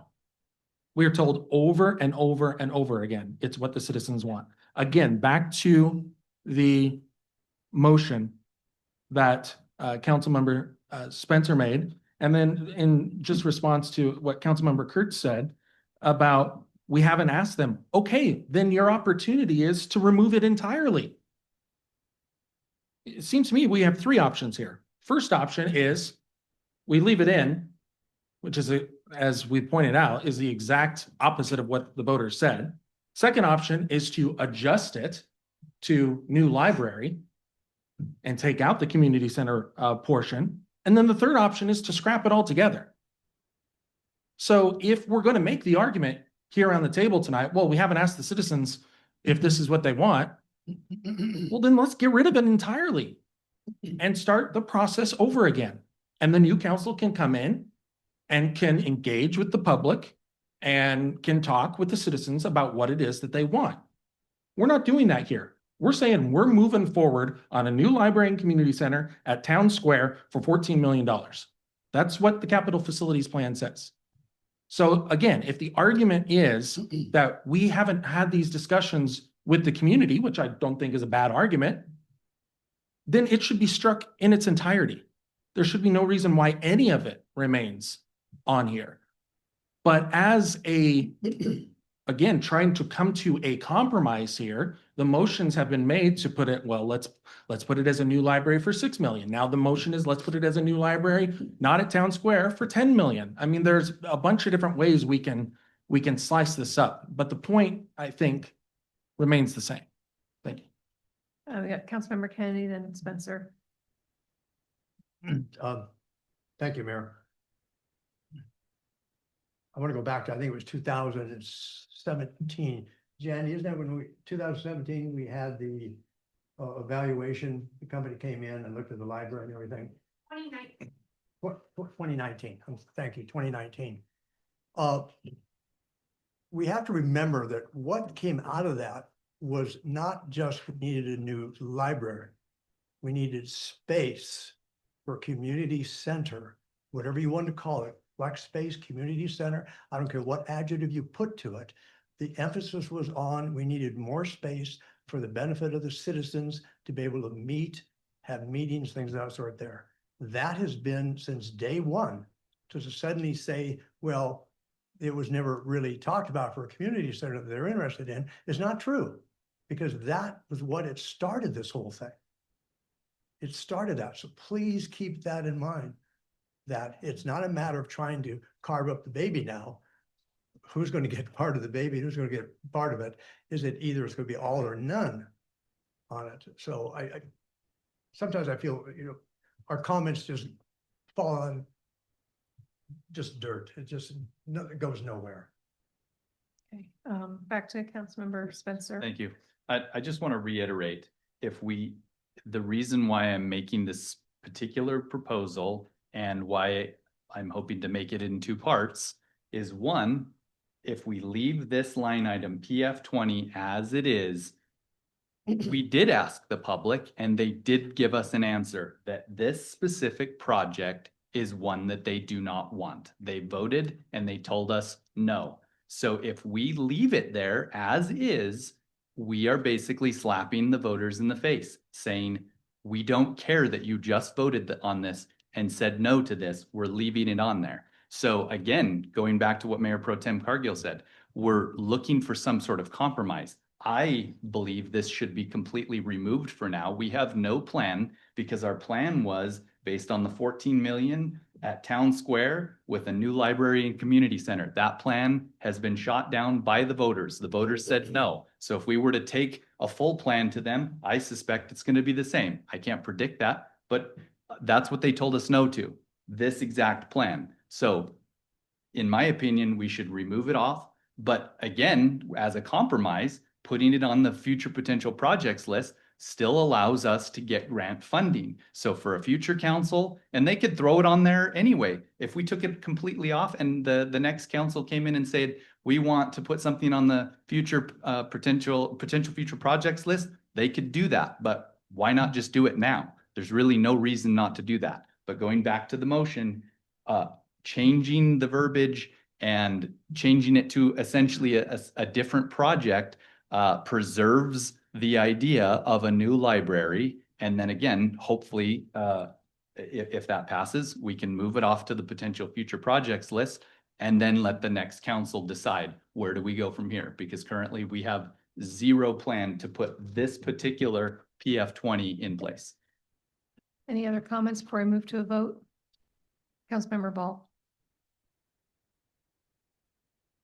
I might be able to support parts of your proposal, but I don't like the location to be determined. I'm going to insist that it be on Town Square, or that would be my preference, because, and I've said this from the beginning, even when I was running for this office, Town Square looks terrible. It's a blight, sitting at a very prime spot in the city. And we need something there. We need something to benefit everybody there. And, you know, perhaps we can compromise, but the location is a non-starter for me. It needs to be on Town Square. Right, Councilmember Spencer. Propose putting it at Town Square. All right, let's get back. I've got a motion on the floor. Is there any further discussion on the motion? Can I amend it You can to? amend it. Yeah, you can make a motion to amend it. That's- Well, I would like to It's my amend. anxiety pill when I need it. Yeah, amend this current motion to state that the location is to be Town Square. And The only things on the motion were to change the name and the location, nothing else. And the amount. And the amount. The amount. name and location. 10 million. Oh, I didn't, oh, I Name, thought we had location, taken that off. My apologies, I missed So that. name, location, name, meaning. Library, Town Square, 10 million. Okay, That's sorry, my bad. As the amendment. Okay, then my amendment would be to keep it on Town Square. And do we have a second? Second. You're just doing it at Town Square. That's the only part of your motion, correct? That I'm changing. Yes. Yes. Yes. So we have a motion and a second to amend the motion to keep the location at Town Square. Discussion only on the location motion, please. Mayor Pro Tem. Again, in the spirit of compromise, I will support the motion. I don't, my only hesitation is that if an opportunity comes up like it did with Legacy Church, or another building comes up, or something somewhere else comes up, that the future city council wants to use as the new library or a new library. I just hope that we're cognizant of that and can adjust and make those changes on the fly. But I'll support the amendment. Councilmember Kennedy. Oh, thank you, Mayor. I believe by trying to say that it has to be built there is hamstringing the future council. Because what we've talked about is that the library is not big enough, the police department needs more space, everything like that. I think we're handicapping ourselves to say that it has to go to Town Square. Because I think there are other buildings and stuff that will become available in a period of time that allow us to be very flexible. So based on that, I'm not in favor of that. Any other discussion before we get back to you? Anybody else? Councilmember Spencer? Yeah, I'll just say, I think at this point, the goal here is for us to change PF 20 to something other than what the voters just voted no to. So I think this is a good compromise. A future council can always change PF 20 from Town Square to something else if a new building pops up. I don't think there's anything that precludes them from doing that, but I think this is a good compromise so we can move forward. Councilmember Ball. I was just gonna say off the top of my head, I can't think of a place, a building that exists that would be big enough for what the library needs now. You know, so I don't know. I don't know what All that, right, where that any would other be. comments before I go to a vote on the amendment to keep the location at Town Square? All right. Councilmember Kurtz. Nay. Councilmember Ball. Yes. Well, I still have to ask. I know you made the motion, but I still have to ask. Mayor Pro Tem. Yes. Councilmember Spencer. Yay. Councilmember Dunn. Nay. Councilmember Kennedy. Yes. Okay, motion passes 4-2. So the amendment now makes the original motion to change the title to library only. Location does not change. And $10 million. Are we all clear on that? Okay, is there any more discussion on the motion as a whole? Or else I'm going to a vote. Can you repeat it, please? Yes. The motion now is to change the title of PF 20 to new library with a project total of $10 million. No detail behind the spread of that 10 million. Okay. All right, Councilmember Kurtz. Can we start the other side? Yes, Councilmember Kennedy. What did you say? She went, Start no, with we can you. start on your side. I keep just automatically going to the left. We'll start over there. Yes. Councilmember Dunn, Nay. Councilmember Spencer, Yes. Councilmember, Mayor Pro Tem, Yes. Councilmember Ball, Yes. Councilmember Kurtz. Nay. Okay, motion passes 4-2. So we now have a change in the title for PF 20 with a project total of $10 million. All right, I need to make my notes here. Okay, Mayor, you know where I'm going. Yes, I do. Mayor, I'd like to make a motion to move PF 20 to the potential future projects list. Second. Point of information. Yes. Is this now very similar to the principal question that we had at the last meeting? Yes. Moving it to my question for Sean would be if it is a reconsideration of essentially the same principal question and whether we need to reconsider that. I believe it is. I don't recall the exact language of the prior motion that failed, but if that was to remove from where it is currently to the projects list, then that would be a similar motion of which those that voted, It was tied. yeah, so those who voted nay would be the ones that would have to bring it back as a motion for reconsideration. So the motion that was just made and seconded is null. Cannot be considered. Right, it would have to come, it'd have to be from someone else as a motion for reconsideration.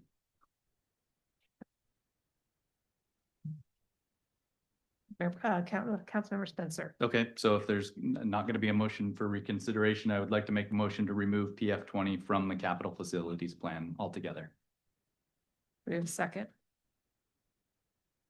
Second. For discussion. All right, discussion. I'll be happy to reiterate what I've already said. This is something that we need to consider thoughtfully, and these specific details aren't going to give the future council enough to go off of.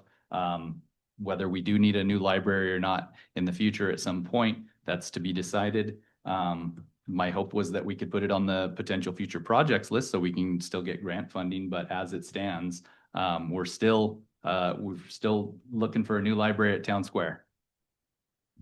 Okay. Any other comments? Mayor Pro Tem. Um, And if we can please keep comments new, I think everybody would really appreciate it. It's for everybody. I'm having a hard time with this one.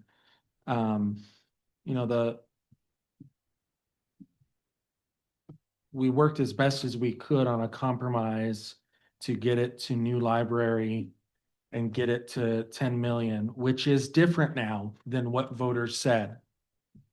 So I think that is a good thing.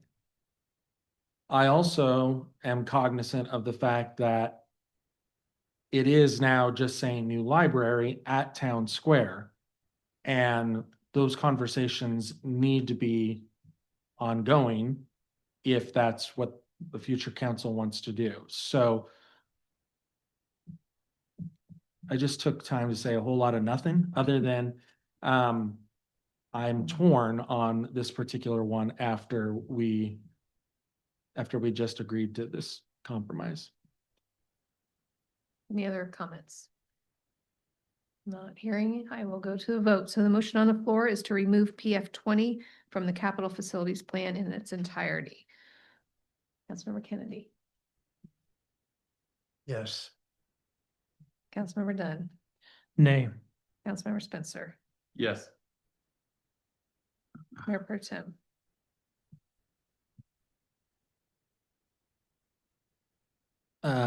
Yes. Councilmember Ball,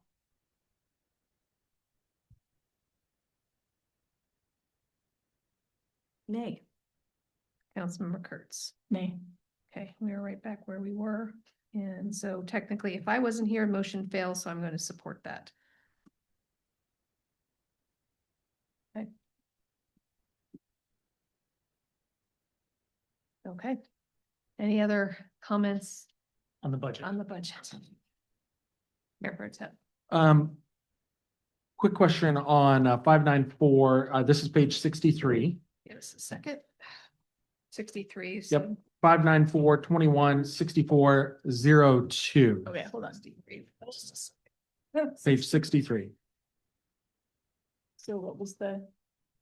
It's the only one basically on 63 that's the bigger. Right, yeah, the big, Yeah. big line item for our chief, make sure he's on. I guess my question is, and I don't want to handcuff you guys, Chief, but I know that each year we're getting 3 new police vehicles. And I guess my question is that too many? Should it be 2? Should it be lower than 2? It's just a huge number, obviously, for us to go through every year to go through 3 new vehicles. To be completely honest, the 3 vehicles really actually isn't enough. We're trying to replace our higher mileage vehicles in our rotation plan, and we can get a list of the vehicles with the mileage and the years, et cetera, to you so that you have an idea of how many. We've been doing a really good job of keeping those high mileage vehicles out of our fleet. One of the issues with high mileage vehicles is maintenance. So it's either we dump a bunch of money into older vehicles with high miles. For instance, for a Ford Explorer to replace some of the components that typically break down around 80,000 miles is $5,000 to $8,000 to replace those, and then you just keep racking up the maintenance as the mileage gets higher. And so right now, the 3 that we asked for is based on keeping those high mileage vehicles out of our fleet, reducing the maintenance cost for those, and also increasing the safety for our officers, because you have to remember that our officers are operating those vehicles sometimes at high speeds. They're doing things in those vehicles that most people don't do in their vehicles every day, especially as we move towards PIT certification and things like that. So our vehicles have to be in tip-top shape and able to meet the demands of not only our everyday needs, but also our emergency services, or our emergency needs when we're tending to emergency incidents. Okay, thank you. Thanks, Chief. Oh, Councilmember Spencer. Jumping back to 76 on the top line item that had the drones on it. So we're back down to 110. Do we have an idea where we're going to finish for 2025? Because right now we're at 76.8, which the new proposed budget would represent somewhere between 23 and 33,000 difference from the if we compare either actual or appropriated for 2025. Do we know how close we're going to be to appropriated? Along with the previous request, I can get that to you by the end of the meeting. Okay, so I'm just curious, regardless whether we're going to be, not much extra, or if we're going to be closer to that appropriated amount. I'm just curious, because I know there is some mention regarding the new winter event, but it seems like much of those costs were moved back over to page 74, if I'm not mistaken. So I'm just curious, what else are we what else are we foreseeing an increase by 23 to 33,000 on that particular line item? And I think the increase would contemplate, The larger fireworks show or something? I think it'd be the professional services associated with a winter event, versus okay. supplies. Okay. Anybody else? Regarding budget? Yeah. Yeah, still on there. Okay, so I'd like to go to, well, first of all, I want to say, well, let's go to page 88.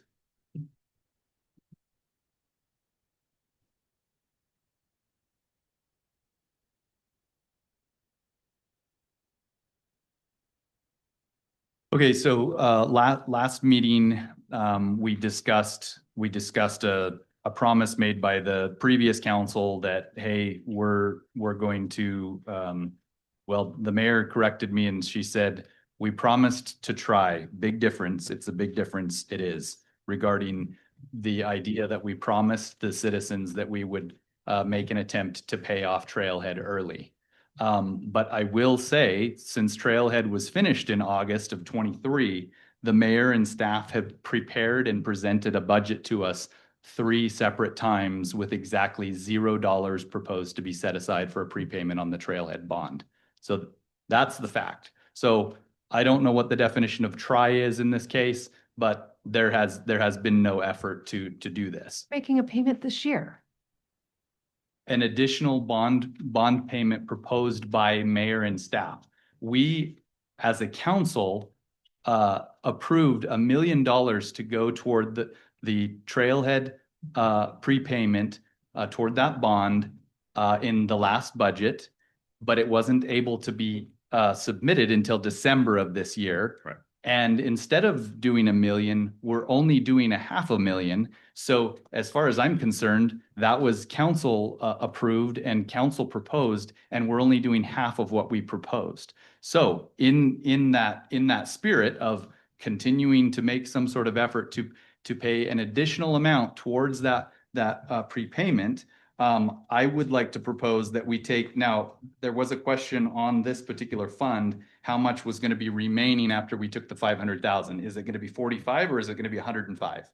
It'll be 105 by the end of next year. So I'd like to propose, I'd like to make a motion to move that 105,000 from Special Revenue Fund 116 to Fund 338 as a placeholder, because we can only make payments in the amount of 500,000. Correct. Okay, so 105,000 move from 116 to 338.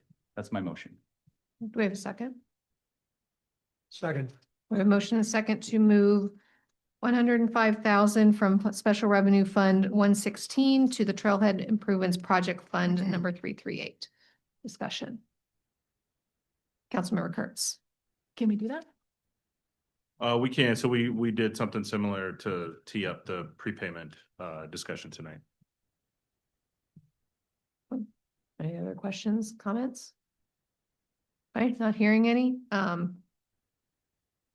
I'll start with Councilmember Spencer this time. We'll go around that way. I'm trying. Yes, to vote. that's a yes for me. Oh, hold on, I gotta find a spare piece of paper here. Mayor Pro Tem, Yes. Linda, Oh, Councilmember Ball, no. and Councilmember Kurtz. Nay. You say no? Okay. Councilmember Kennedy, Yes. Councilmember Dunn. Nay. Okay, and I'm going to, in light that this is budget and I'm not, while technically this isn't money, it is money. So I am going to be choosing not to break any ties tonight. If I'm allowed to do that, right? Motion, it's tied, so it fails. So technically I'm breaking the tie in that I will go along with the fail. Yes. Hey, Councilmember Spencer. Okay, let's go to 102. Page? Page 102. Yes. Can I make Capital one- Project Fund 330. Jed, real Yeah. quick, can I just make a quick comment about what we just voted on? Yeah. Before we leave this topic. Kyle, correct me if I'm wrong, but part of the reason why we were taking the money from this particular fund for the prepayment that we have scheduled is because there are only so many things we can spend this fund on. Correct. So and I know that it's a moot point because we already voted on this, but I just think it's important to remember that we now have 105,000 that's going to be sitting in here after we make our prepayment this year. We have 105,000 that's going to be sitting in here that can only be spent on certain things. One of those things is Trailhead. Thank you. Okay. Okay, page 102. Yep.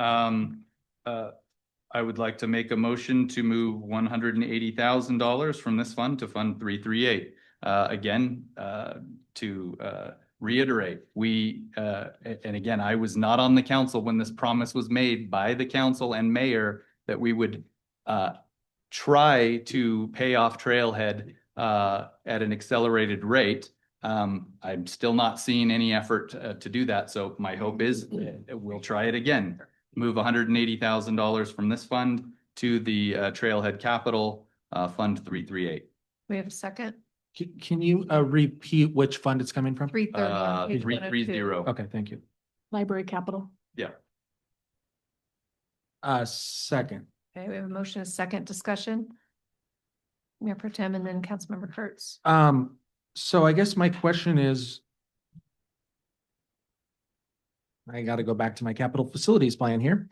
Are we planning to spend this amount next year? No, there's It's just a placeholder, right? library capital. Yeah. It says no planned activity in 26. Yeah, okay, that's what I thought. So essentially, it's just sitting here right now. Yes. Okay, thank you. That's all I need. Councilmember Kurtz, you're next. Several years ago, we decided to start saving up for a library, and that again is one of the things that I continue to hear is to save up for projects so we can pay for them with cash and not have to go into debt. So I won't be in support of the motion. And I'm having some flashbacks to last year, around this time when every conversation we had was about the library. And there was a lot of consternation about the idea that people were feeling like the council was defunding the library. And I feel like the conversations tonight are taking the same tone. And I think that if we are going to save up for capital projects, then we do need to leave money in the capital project funds to fund them in the future. And if I may point out, most of this $180,000 came from the lease income from the building, correct? Correct. Thank you. Good, Councilmember Spencer. Well, yeah, I'll reiterate that fact that those funds came from a building that we are no longer going to use it for the library, at least as of right now. We're putting City Hall there. So all of those funds that came in, great, but taking a lease payment and putting it down as our savings plan for a library or any other project for that matter is not a plan, if we're gonna speak factually here. So going back to this idea that that we shouldn't move these funds over because we want to pay cash for projects. Well, we're already in debt. And the idea, again, a previous council, not me, made a promise to the voters that we are going to attempt to pay Trailhead at an accelerated rate. I am not seeing any movement toward doing that except myself and at least one or two others. Any other discussion? Mayor Pro Tem? Well, I guess I'm struggling with the concept that we're defunding the library. I mean, a majority of the council just voted to keep it in the capital facilities plan at $10 million, which again, 12 months ago at this time, we were talking about a $6 million allocation. So we've increased $4 million on what you would call the original plan. So I guess I'm a little bit confused by that.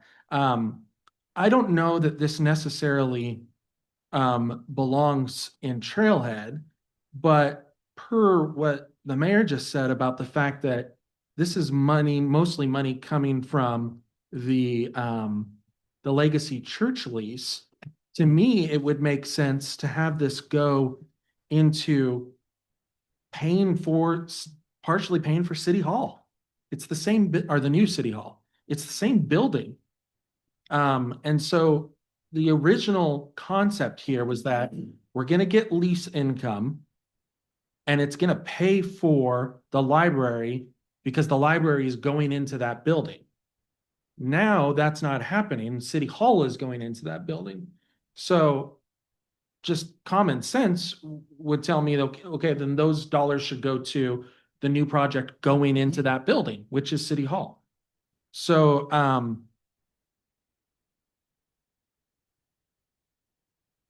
so I guess that's all I wanted to say. Thank you. Councilmember Bald and Councilmember Kennedy. Well, big picture, 180 isn't, a ton of money. And wouldn't it be best to keep this in here in case the current library has a catastrophe, roof cave in, or, That's why we have the building contingency fund. well, what if it doesn't cover it? Well, I don't know if this fund, because this is a capital, I don't know if that would be applicable, but that Kyle will have to answer that. Yeah, so we would use the building contingency first, and then we would contemplate other uses prior to using this. Well, could this be used? Potentially. In the event, okay, well, then it needs to stay where it is. Right, any other, sorry, Councilmember Kennedy, I missed you. Oh, thank you, Mayor. I'm going to make a reference back to I think it's important when we hear the term of defunding the library, it concerns me because I think what happens now is that social media, people in the audience, trustees, and citizens will look at, oh, they're defunding the library. Let's look at reality. There was a previous council that looked at the possibility of buying that building to put the library there. And then as it worked out, it turned out that it's not large enough. That was not the council that made that decision. It was the library, and the individuals came forward to say it's not large enough for us at build out. So we have bent over backwards to get funding for the library continually. It was not that many years ago that the only funding the library had was a percentage based on. Sorry, guys, please keep the comments down. We can hear you. Funding was based on a percentage that was not paying for the library. And it was designed that they had to live within that budget. It became very apparent the library couldn't live within that budget. If we tied the library to that, they would have run out of money and it would have hamstrung the library. So this council made the motion that changed it so they could be funded like any other. And that allowed us to raise over 10% increase every year for the library budget.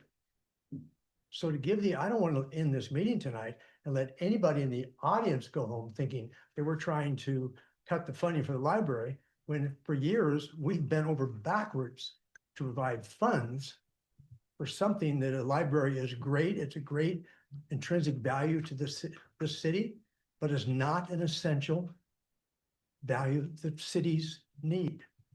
Okay? Now you're going to be shocked by that on it. Roads, infrastructure, that is essential. Library is an additional benefit, just as the golf course is. So keep that in mind. We are very fortunate to have our own library. That's very, very fortunate. We're taking tax dollars to provide that. So to continue to do that, let's don't give the impression that now there's council, the future councils trying to defund them. That's ridiculous. Who is next? Okay, Mayor Pro Tem. Can I ask one quick follow-up question, and Kyle or Mark maybe know the answer to this. Do we have enough money in the budget next year to cover what we need to cover for the City Hall construction? Next year, meaning 2026? Yeah. To To fund what we anticipate getting completed in 2026, yes. And then what will be the remaining leftover in 2027? You know,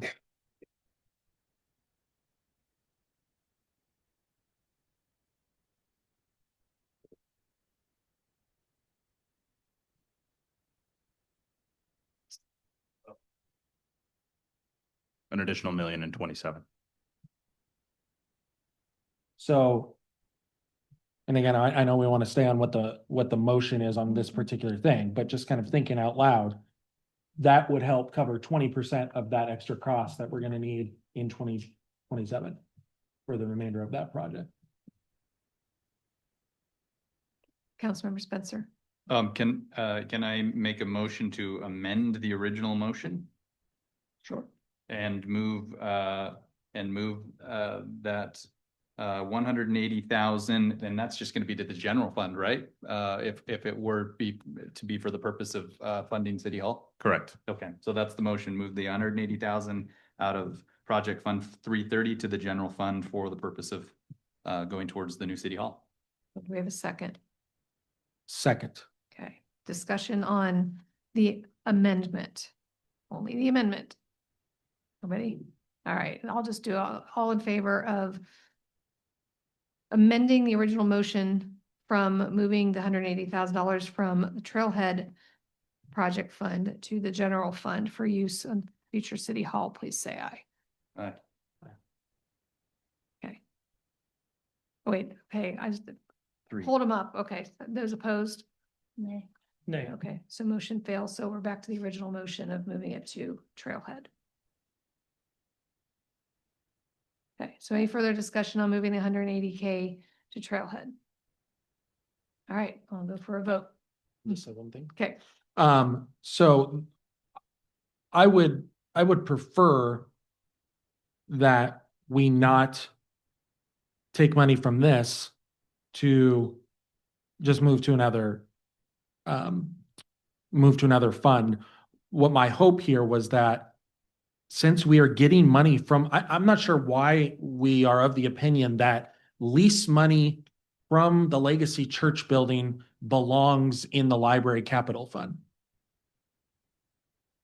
Why is that our policy? Because a year ago, we talked about the library going into the Legacy Church. we're building? using it as a revenue source to Right. help offset. Right, I know, but that's not happening anymore. Right. So that's the whole point of this conversation, is that why are we continuing with that policy when if we're gonna be consistent, the policy would be that lease money should now start going toward the new City Hall to help pay for that.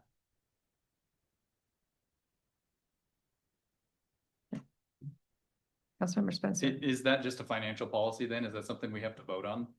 No, so we can make that decision administratively to redirect. Okay. Future receipts. Correct. All right, so let's get back to the motion. The motion was to move 180,000 out of Library Capital Fund 330 to the Trailhead Improvements Project Fund 338.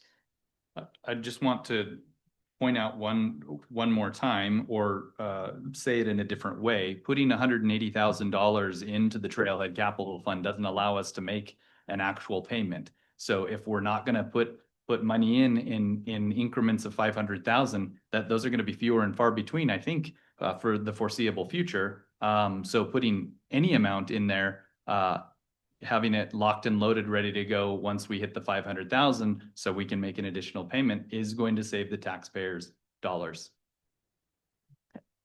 All right, I'm gonna go to the vote. Eeny, meeny, miny, moe. We're gonna start with Mayor Pro Tem this time. And this is on the motion to move it from 330 to the Trailhead Fund. Yes. Yes. Councilmember Ball. No. Councilmember Kurtz. Nay. Councilmember Kennedy. Yes. Councilmember Dunn. Nay. All right. And I'm a Councilmember- yes. What? And I'm a yes. I already wrote that down a long time ago. All right, motion ties, fails, it'll stay. All right, next. Councilmember Spencer. Thank you. This is mostly, I don't have a specific line item I want to talk about, or perhaps I do. The city administrator used a term to describe the budget prior to all the changes we made as viable. And that was also prior to us cutting a $150,000 drone show. And so the question I have regarding the viability of this current budget is this. Does this budget pave the way for us to continue using strictly cash and grant funding to pay for the projects on the capital facilities plan? That's a question for Mark, Kyle. Restate the question. Does this budget pave the way for us to continue using strictly cash and grant funding to pay for the projects on the capital facilities plan? There's a heck of a lot of other categories like REIT and other people paying for them as well. So the answer is it allows for it allows for cash funding of projects to the extent that cash is available. The available cash that we have would possibly get us one additional CFP year, but nothing beyond that.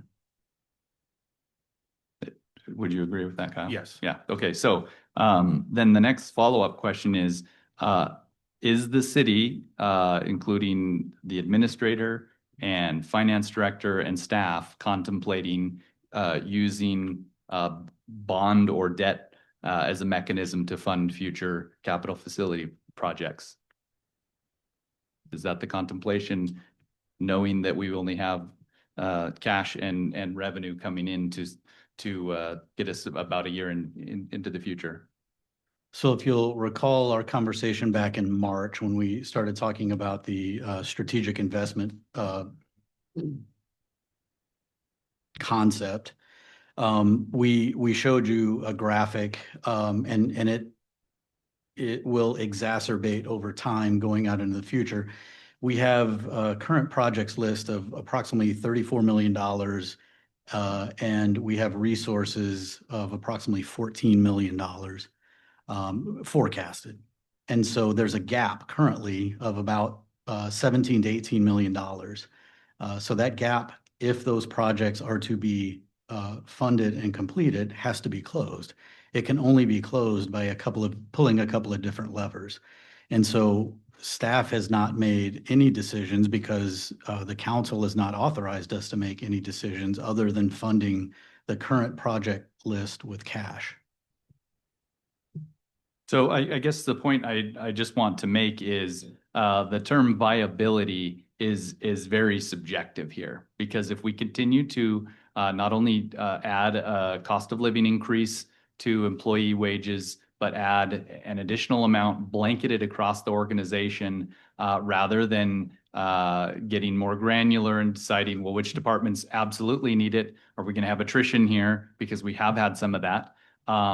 We're going to continue to do a blanket. In my opinion, the viability, if we are considering as a city that we would prefer not to put the citizens in debt to fund capital facility projects, that this budget is in fact not viable, because it is going to push us closer, because once you raise those wages, we're not going to go back and claw them back.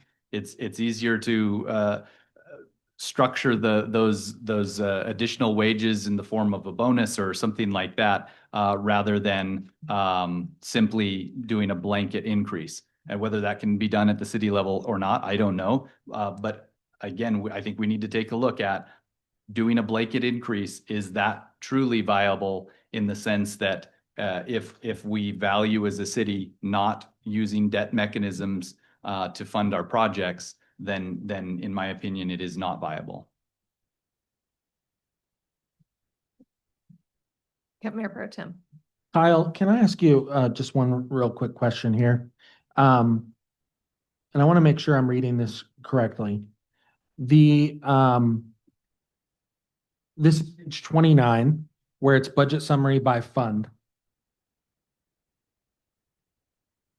So correct me if I'm wrong, but this is saying our beginning fund balance at the beginning of 2026 is $8.2 million. Is that right? Yep.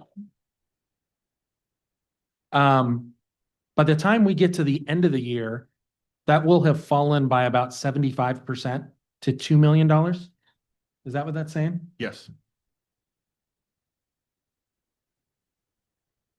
Well, minus the adjusted for what the adjustment. Yeah, minus that and then. So add another. Yeah, So 2.5. Yeah. Okay, so we're going from an 8.2 beginning fund balance to a 2.5 ending fund balance.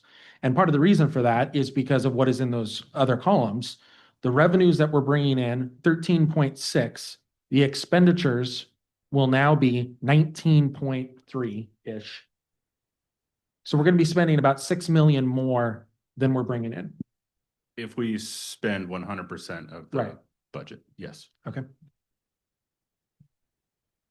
Councilmember Curtis. Kyle, you and I had a chance to talk when we were going through some of the line by line items earlier this week. And one thing that you said in that conversation stood out to me, and I'm not going to be able to quote it, so I'm hoping I can tee you up here a little bit. But one of the things you said was that our budget is increasing, but that part of the reason for that is because we are paying cash for our capital improvement projects. Is that? Yeah, we have roughly $4 million in capital projects in the general fund. And so we're cash funding all of that, so. And that is one of the reasons for the increase in the budget is because we're paying for projects that we planned for. Correct. It's not all operational, Correct. in other words. Councilmember Dunn. Yeah, I just wanted to revisit that we're specifically not, the capital projects, not operating expense is that 4 million that you're referring to. Correct. Thank you. All right, any more discussion on the budget? You have city business still to get to too. Councilmember Spencer. Yeah, I'll just reiterate, regardless of what it is we're paying for, the goal should be that we're paying with money that we do have, because otherwise we have to go back to the voters and ask for more money, or we can punt and we can borrow money because we can afford a heck of a large payment until we have to go back to the voters. One way or another, we should be living within our means. We should do that personally, I believe, but we should do that as a city. Anybody else? If I'm not hearing any, we can move on to our next workshop, which is City Council Position 7, applicant interview and selection process. Can I Mayor- ask Yeah. one final question on the budget? I apologize. What is our next step? So when we come back next week, what shall we expect from the council as far as our in-depth? I would expect Kyle to have the updated ordinance with the changes you guys all talked about and voted on today, and updated description of the library board. And then what else? There were a couple other. We have a tabled item that we have to come back and address. Yes. Yep. And so we'll contemplate two separate expenditure amounts in the second read based on the tabled amount. That's the GSI. Correct. Right. Good, okay. All right, I'm gonna have Mayor Pro Tem kick this off. He has to add the City Council Position 7 interview process and selection process to the workshop. Thank you, Mayor. So just real quick here, I thought we should have a discussion about how we're going to handle the city council interviews, which are slated for next week. I do wonder if we should also have a discussion about whether we want to keep them on next week or move them to the following week for the purposes of this discussion that we're having about the budget. Again, part of the reason why we pushed it out a little bit was because we didn't want to put the new council member in the position of having to vote on, the very first vote that they take is on a budget that they haven't been involved with. We can always structure the meeting to. Correct. Yeah. So we can discuss that. But I guess my main reason for this conversation is just how we're going to handle the interviews with, is it 7 people or 9 people? 9? 9. And what opportunity we will have to ask questions, and how we're going to do that. We've done it, I think 5 or 6 different ways in the past 4 years that I've been here. So that's why I wanted to bring this forward. The general, because it's not very clear in the rules of procedure. I think everybody knows that. Generally, over the last 16 years, it's been candidate, gets a minute to introduce themselves. There's a certain number of questions. All the candidates get the same number of questions and then a minute to close.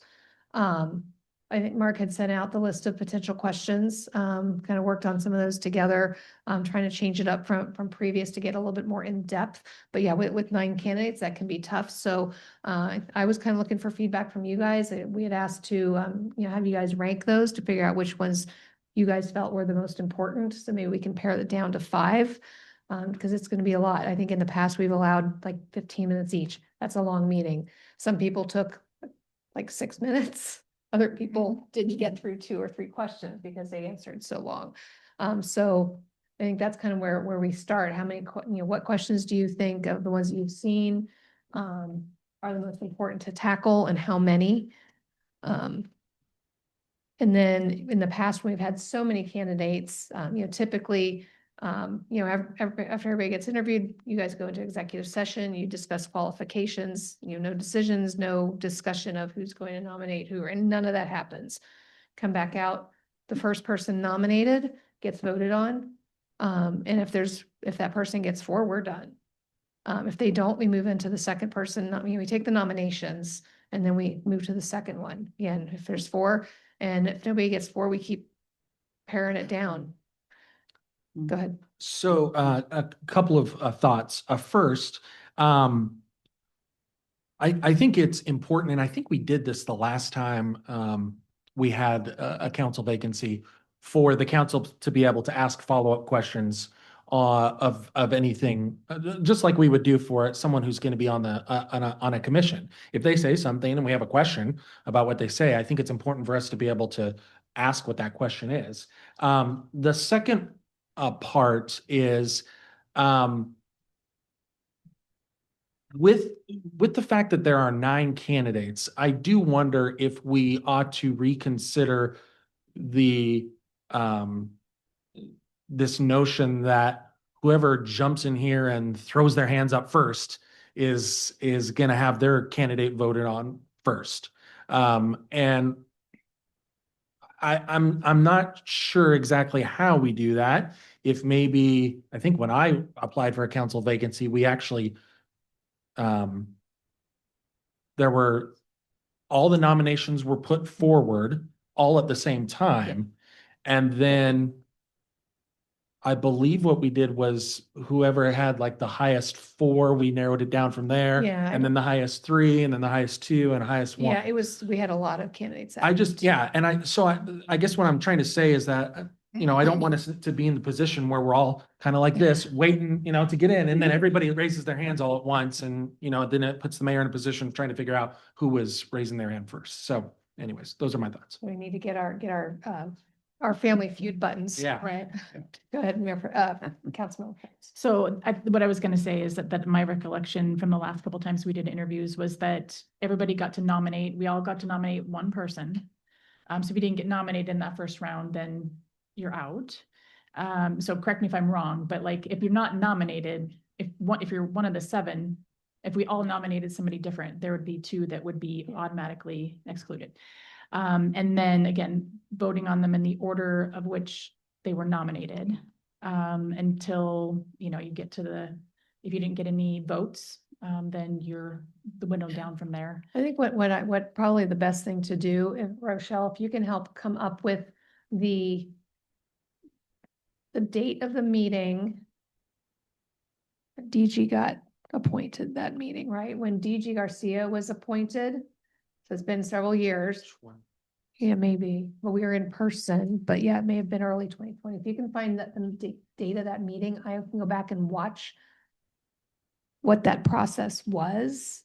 It worked, but it's been so long ago, I don't remember the specifics, but we did have a way of narrowing it down. We picked X, the X top however many, and then those people dropped out, and then we voted through the rest, but I can't remember exactly how it worked. Mayor, can I? Yeah, absolutely. So let me back up here a little bit. So the rules that the council has, and keep in mind, you guys can always suspend the rules and have a different format. But the rules right now provide for several things. One, you can submit questions to the candidates in advance, and pose questions to them during the interviews. But all the questions have to be the same from the standpoint of what you ask each candidate. then under the rules, it has then 2 minutes for closing comments. There isn't anything, and I think this is where it's kind of changed dependent upon the number of applicants. If there's 2 or 3, it really hasn't been an issue. You get 4, 5, 6, 8, or 9 in this case, it makes it more difficult from the standpoint of how you nominate, how you vote, and how you're selected. Historically, it has been all the nominations are done at once. And I think when we've had more, and the rules don't speak to this with regard to nominations, it's just nominations, voting, and selection. But in the past, given the number of applicants, if there's a number of them, all the nominations are still done at once. They're voted upon in the order in which they were received. And if a candidate gets 4, then that person would then become the applicant.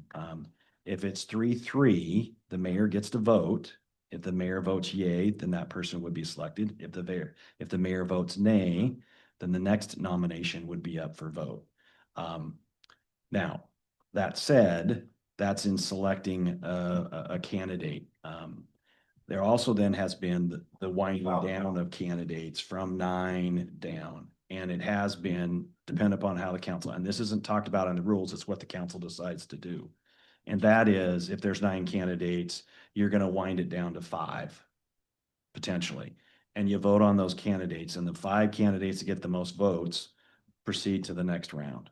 And then you vote on those 5. If you want to go down to 3 or down to 2 or whatever the case may be, you just count up the number of votes. If someone gets 3, if someone gets 2, someone gets 1, and each time you come down. If you have a 1-1 tie on someone, you have a tiebreaker and vote those 2 candidates only to get to a top 5. And you can pick it whatever number you want, but that's the process that we have used in the past. So question, and I know we don't do secret ballots, we don't anything like that.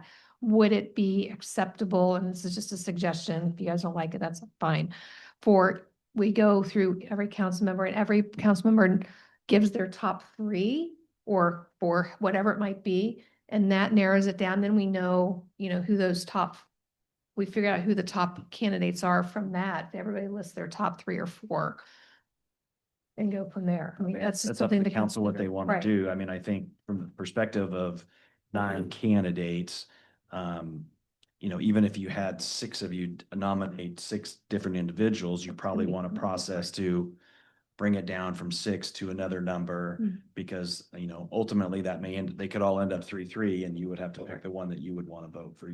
Vote But yeah. I would say at least on the first round, right? Everybody puts their top, whether it's 3 or 4, 5, whatever. And then we know then we add those up and we know then we're dealing with these 3 or 4 people, or it could be they're all tied and everybody gets 2. Who knows? But that would be, to me, then you go back to another round. I don't think there's an issue with council members picking a top 2 or 3 or 4, whatever it is.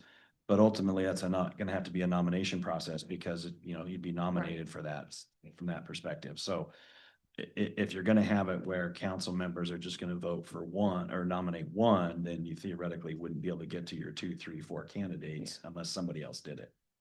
Councilmember Spencer had a question. Thank you. I'll provide a little bit of perspective, having been through this process twice myself. I did too. Yeah. So I think I think we could do something to that effect.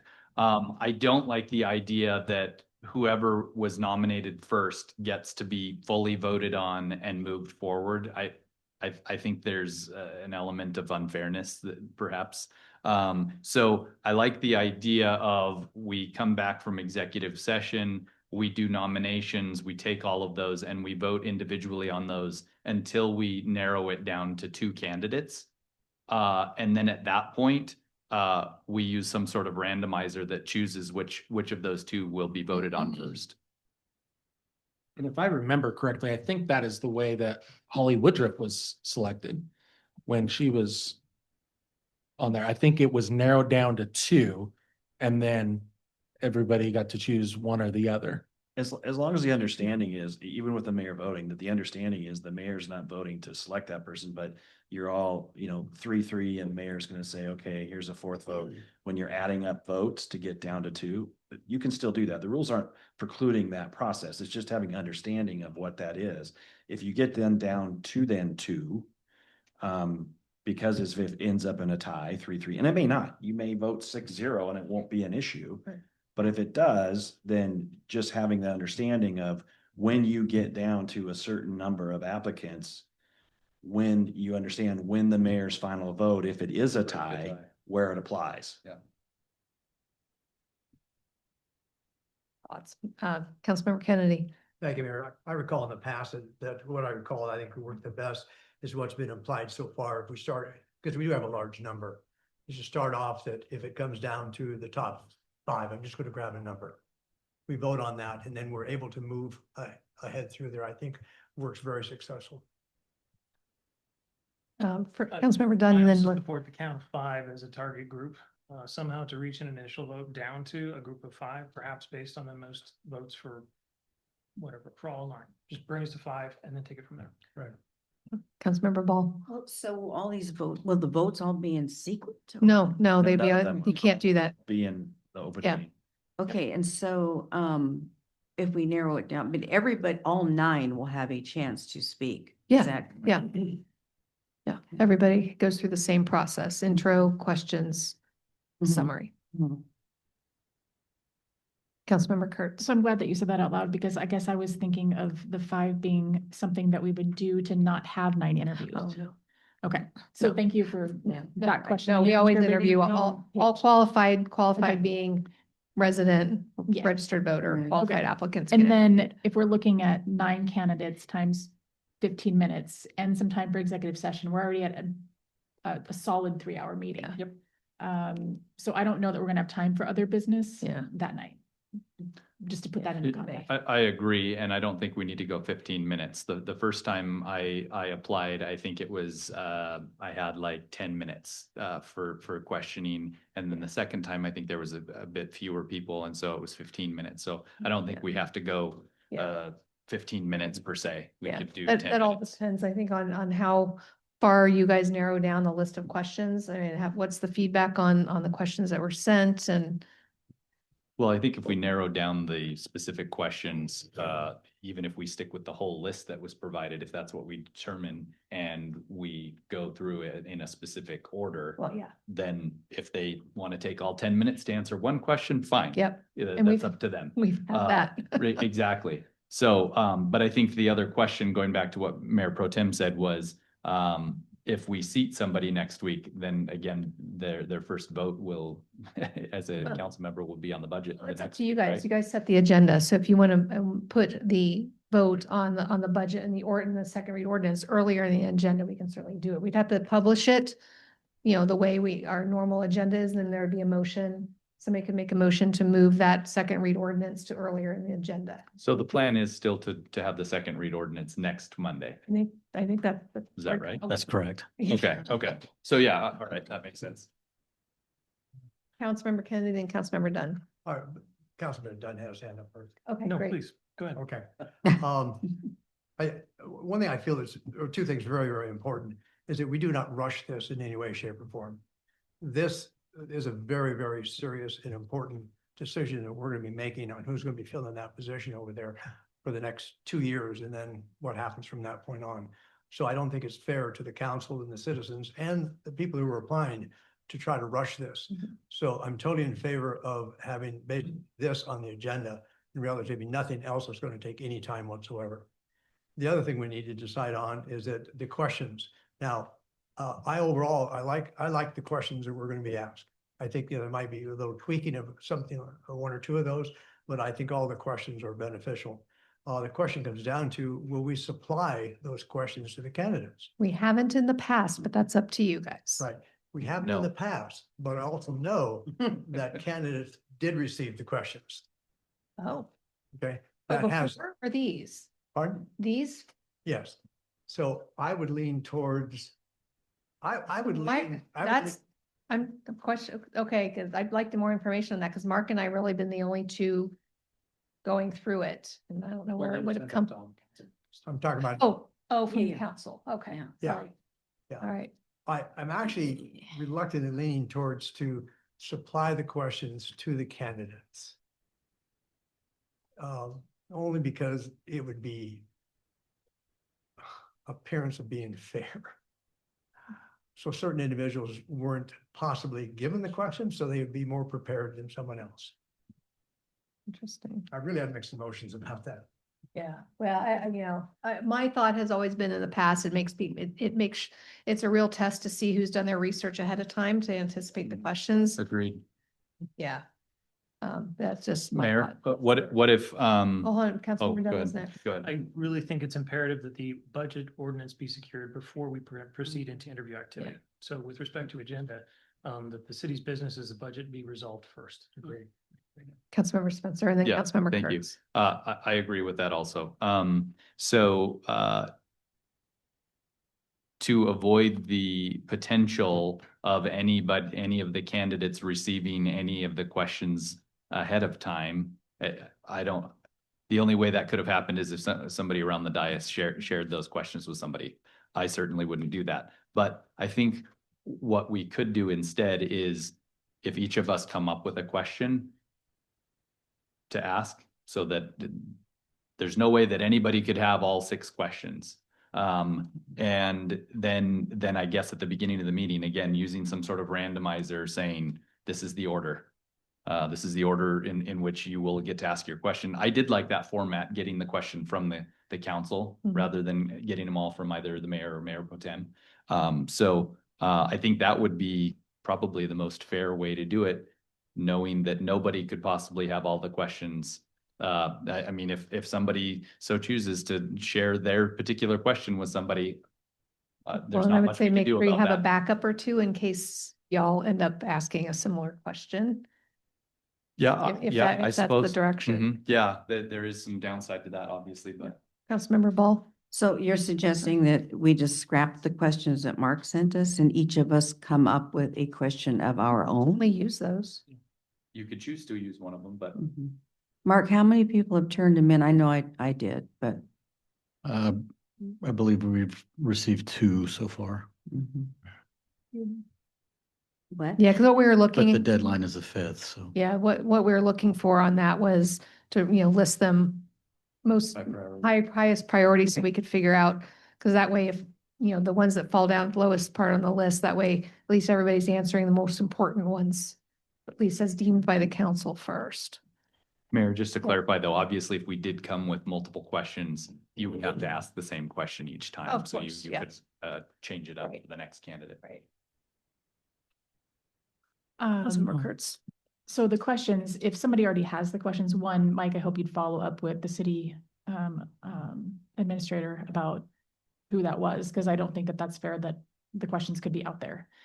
2, to avoid situations like that, I think it would be fair to have those questions put out there. I know that it lets people prepare for that, but I think that how people can prepare for that and how they can come across and how they can present themselves are 2 different things as well.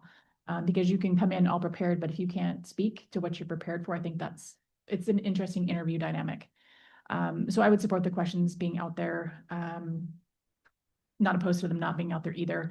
I don't know that I want to go through an exercise of developing new questions and going through that winnowing and us going back and forth about that. I thought the questions that were out there seemed fine, covered a lot of areas. But then just back to the budget question, I don't know how we're gonna do that unless we limit ourselves to like an hour.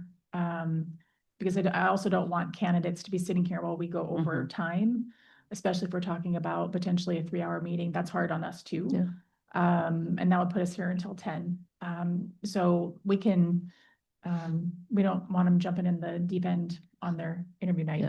So I guess my question, I'll get to you in just a second, Councilmember Ball. So my question with regards to that, with the budget, we got to a point where nobody had any other further comments. We've got the one open item with GSI. I think Love we're to hear done. from I think everybody. we're ready to Just vote do any of once we you have that in. expect any further questions, or can we talk about GSI unless, we want to get the rest of that. If not, then we can move the ordinance, read and vote to the beginning of the meeting and be done with it. It doesn't sound like anybody's gonna have any other further changes. Go ahead, Kyle. So just to clarify, to tighten this up as much as possible heading into December 8th, I have some information that we had discussed, if that's appropriate to bring back now.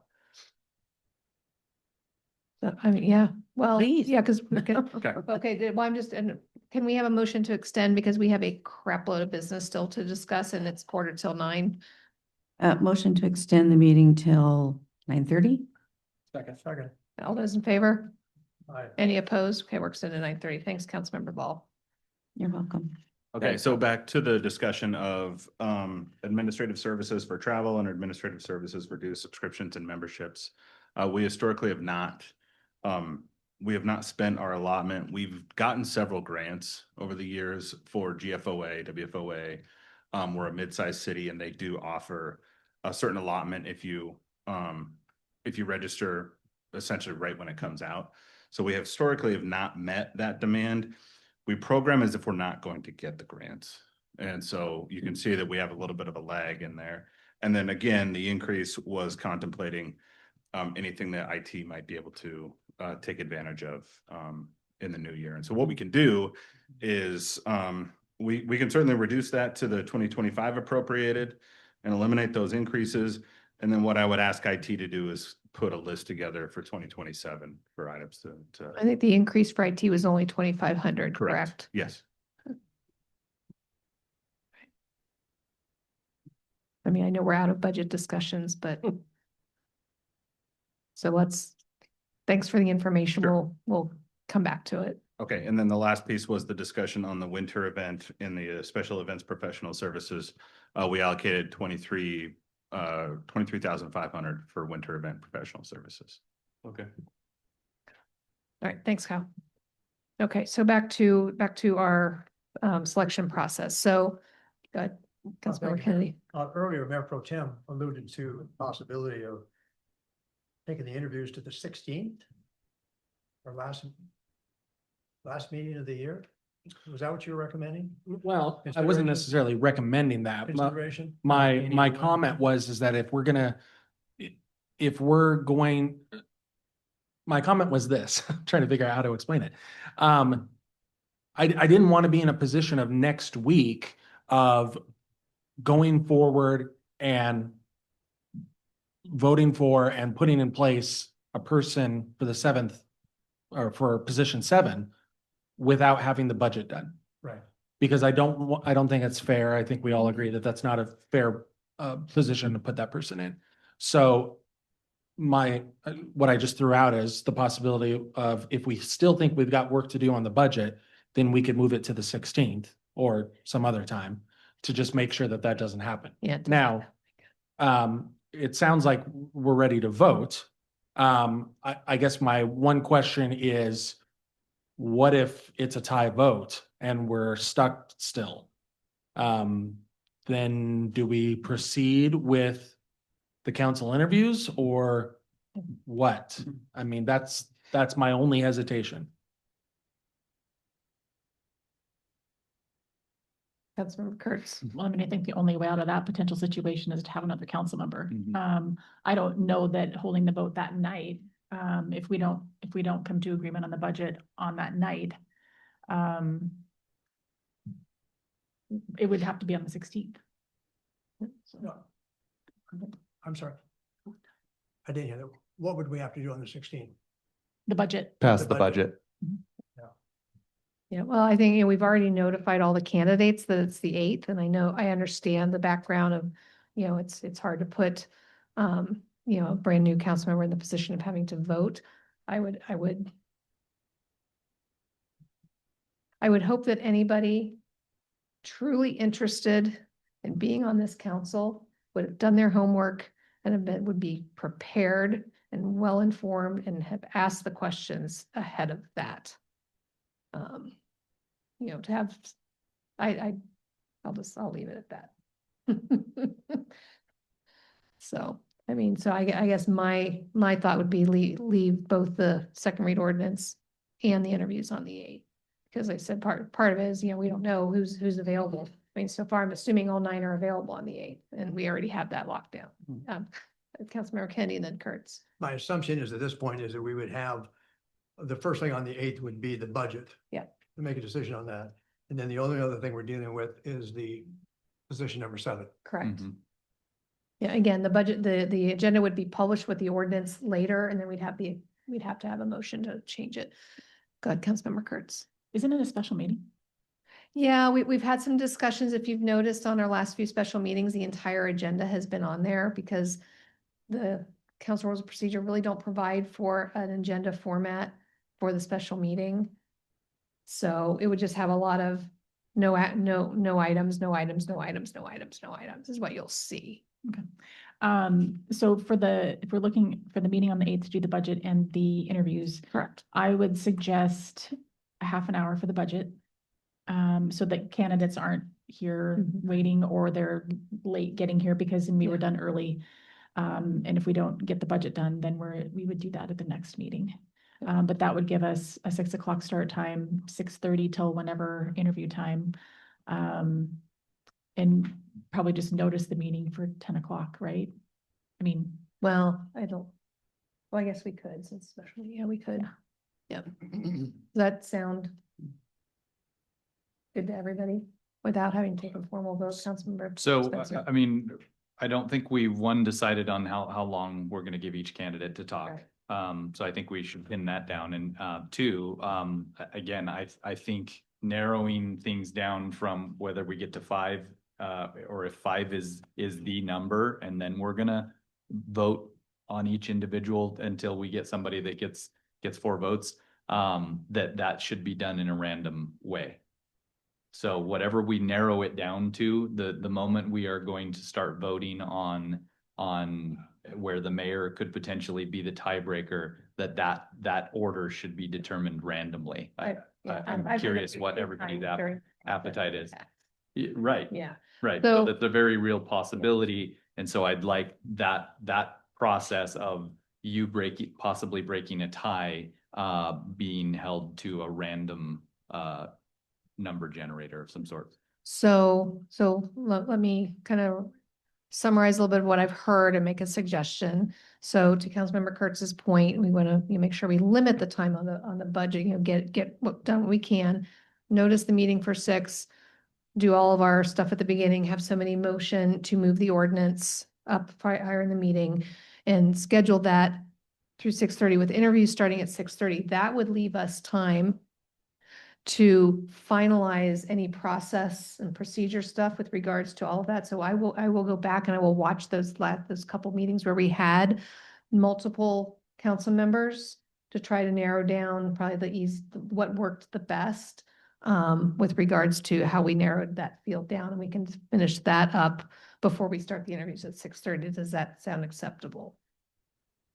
I'll just reiterate, at least for the times that I went through the process, it was always based on whether they narrowed it down from 5 or 2 or whatever. It was still all based on the order in which they were nominated. I'd like to eliminate that possibility. So everybody can freely nominate whoever they would like to. And as we narrow things down, once we get to the point, whatever we decide, whether that's 5 or 3 or 2, where the deciding vote could be a tiebreaker through the mayor, I'd like that to be random. Yeah, I'm specifically going to go back to the one where when Mayor Pro Tem applied for the nomination, because I think that was the largest field we've ever had since like I've been 2 sitting here. days, Something. And we narrowed it down to 2, and then Holly was selected.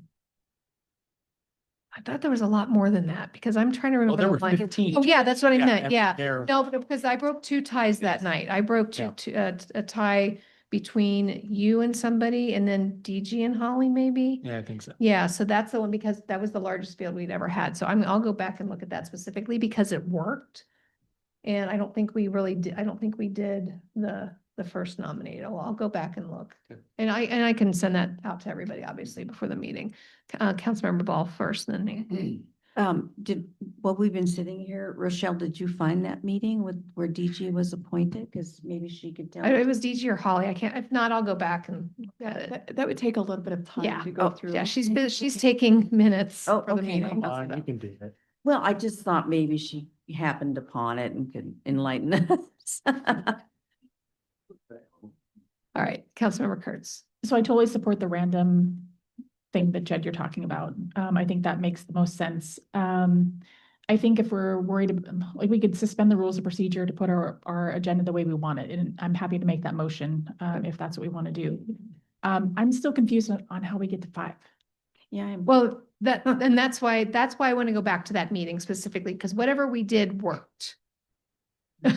I think the idea that you brought forward, Mayor, of everyone saying they're voting for their top three, that gives us an indication, whoever, I mean, you can get the top five based on who everyone's top three is. And if they're all the same, then we're down to Yeah. 3. Yeah, exactly. Yeah.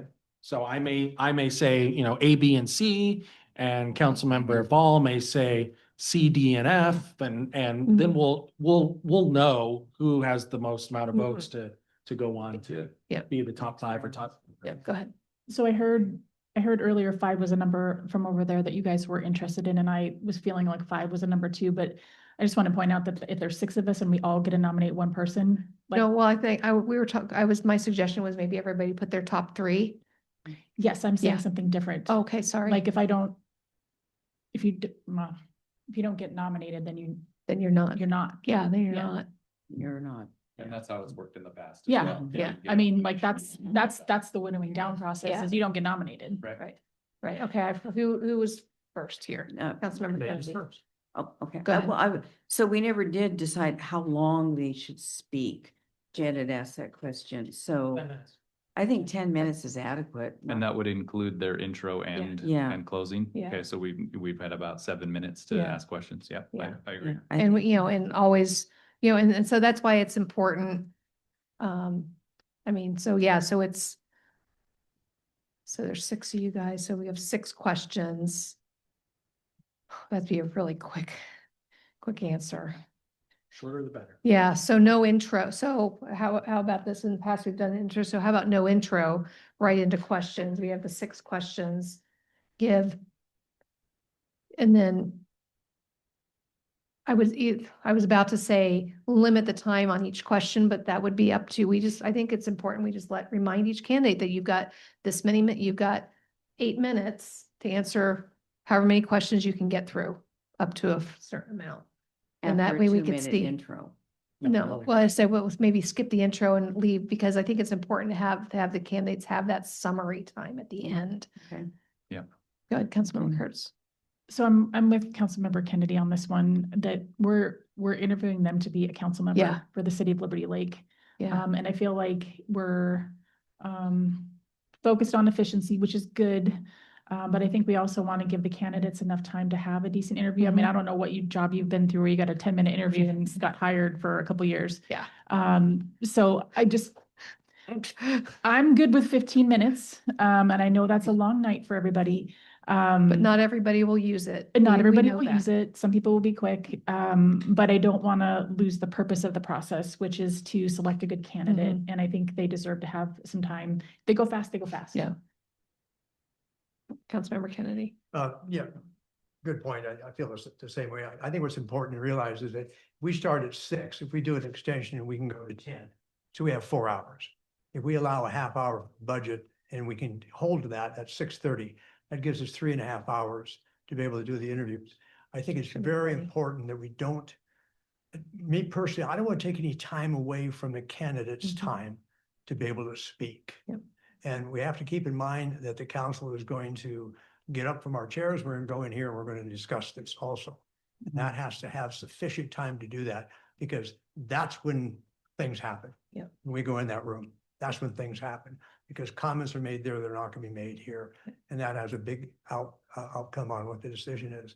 So I really want to give all these candidates sufficient time. Granted, they might not all use the time, but I think it's important that they have the time. Councilmember Spencer. What is everybody's appetite for 12 minutes? So everybody'd get 10 minutes and then they'd have 2 minutes for closing. I think, I don't know that we're gonna learn that much more in 3 minutes from each candidate than what we've learned from their application and from what they tell us. So. Some people don't do well on paper, but. Well, Councilmember. they'd have I was 10 gonna minutes. say that the number of questions will determine how much time is going to be, because if we have 10 questions, versus 5 questions, so I think the number of questions we're going to have is important. That's going to determine the amount of time that's going to be needed. So they No, have we- sufficient time to be able to answer it. And I love the idea of, the one thing I look for is the spontaneity for somebody that has not heard the question before, and how prepared are they for that job. So where are we on time? 12 minutes. 12? 12, There, okay. any objection to 12? Well, it is. Okay. Sweet. All right. Okay. 6 questions? Yeah, we can with it. Well, and that's the question. Are we going to use the list of questions and get everybody's ranking from what Mark and I sent out? How many were there again? We haven't heard from Mayor Pro Tem. Can I just say, and I can't remember who brought it up, but I liked the idea of everyone coming with a list of 1 or 2 or 3 questions that they want to ask. That way, there's no situation that one of the candidates could know all the questions. Unless he or she is friends with every single council member and every single council member were to blab to them, but that's not going to happen. So, I mean, But once you ask your question, that remains your question. Correct. Yeah. correct. And it could be one of the ones that Mark came Yeah. up with, Mhm. or it could be one that you're curious about. Councilmember Kennedy. Do we know how many questions there will be? Have we determined that? Mhm. That's why I threw out 6 questions. For example, One from each. if there was just 10 questions, if they give them 12 minutes, and they have a minute to start with and 2 minutes to the end, now they're down to 9. They're not gonna get a minute to start. We discussed doing 2 minutes closed, so they have 10 minutes to answer however many questions they can Yeah, get well, through. I'd say one. So per the number council of member, questions is irrelevant. If that's okay with So everybody. we're giving them one more minute. 6 on it. So questions. Yeah. can we get through those number of questions in that time realistically? For me, that's what I have to come down to. I don't think it matters. If we each come prepared to ask one question, if they get through all 6 questions in 5 minutes, great. If they only get through the first question in 10 minutes, that's fine too. That's their prerogative. Okay, so everybody bring go ahead, Councilmember Ball. So we're scrapping Mark's and your list. Well, so you can choose from that. You can choose from that, but I would suggest that everybody come with at least 3 Mhm. in case there's duplications and, be cognizant, as people are asking their questions and for the first time, maybe we go random between council members. So, Well, it would need to be just for the first, right. for the first candidate, yes, because then exactly. it has to stay Right, in that I order. understood. Yeah. That was where I was Yeah. going. So everybody bring 2 or 3 questions, Mhm. in case there's duplication or something that's very close, and then that becomes your question for the night. Okay, so we Councilmember Kurt- get, oh, sorry. just to be clear, we each get to ask one Yes, question. yes. Potentially. Okay. 'Cause Yeah, you may if be- they run you out may of be the 6th time. person drawn and all the candidates take their whole time on the first question. You Yeah, might not get Not to ask everybody your might question. be able to answer them all. Right, Yeah. right. Okay. Councilmember Kurtz and then Councilmember Kennedy. I'm more in favor of us having just a list of questions. I don't like the idea that, I'm not feeling the bringing our own questions thing. I would rather just have, questions that, we pick which number ours is, and it's the one that Mark did. And if it is, given to the candidates, I support that as well, so they can prepare, some answers and show us what they're like when they're here. But I don't want there to be any, people, being accused of coaching people, or talking to people about the questions or sharing someone else's questions. And I think that, that was already brought up tonight. And I don't want there to be any unfair advantage to any candidate who is out here. So I would really like, I think just the transparency in the questions, and that everybody gets the same one and there's not a surprise about, what if we all ask the same question about finances? Like it feels uncoordinated to me in that way, unless we were to pick them ahead of time, and we haven't done that. Councilmember Spencer. I'm just- Kennedy was first. Oh, go ahead. Moving, thank you for those comments. Moving forward, I really want to make sure that I understand how we're going here. But on the interview process, it says the council members will ask the same question Correct. of each candidate. Yep. So I think what's important is that when I hear that somebody takes 5 minutes on one question, they don't get to answer the rest. I don't know if that's really fair or not. That's how it's been though. Yeah. When people run out of time, they don't get the rest of the questions. I'm okay. Yeah. Okay, Councilmember Well, the Spencer. inverse would be that if you took 5 minutes per question, that you could potentially speak for an hour or whatever, and somebody could have rattled through them in 5 minutes. I have a concern about the idea that somebody has given out questions to somebody.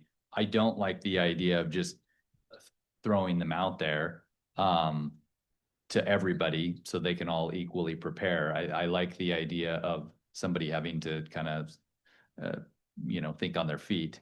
My question regarding because the second time that I applied, everybody came prepared with multiple questions. But had they submitted them to someone ahead of time? I don't know what happened Yeah, we there. always had worked them out ahead of time. Okay. So, I mean, that process wouldn't prevent somebody from leaking the questions Yeah. because everybody would have them. Well, I think, Mark, how many, we narrow it down to 10 before we send it out? Yeah. If we're going down to 6, I mean, if somebody did get it, and they're not gonna know what 6. Because if you guys, we need your rankings still from everybody, so we know which 6 out of the 10 to pick if we do it that way. Mayor Pro Tem. One of the most important parts of the interview process, in my opinion, is being able to see how a potential candidate, potential future council member thinks on their feet and is able to address the question. Yep. And so, when they're sitting in one of these chairs, they're not always going to have stuff ahead of time.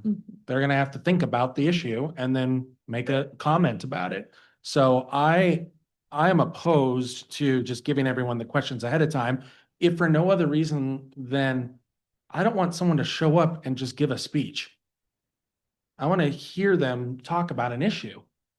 And if we're just giving everybody the questions ahead of time, I'm afraid people will just rehearse something and they'll come and they'll say, whatever they want to say, and then that'll be that. And so for the sake of not only their candidacy, but also the importance of having someone in this position that can think on their feet and address issues as they come up, I think it's important that the questions are not given out. Okay, so are we all of the opinion, so is there anybody opposed to not sending I know that was a negative, but that's okay. Is everybody okay? Is everybody okay with not sending the questions out? Okay. Oh, no?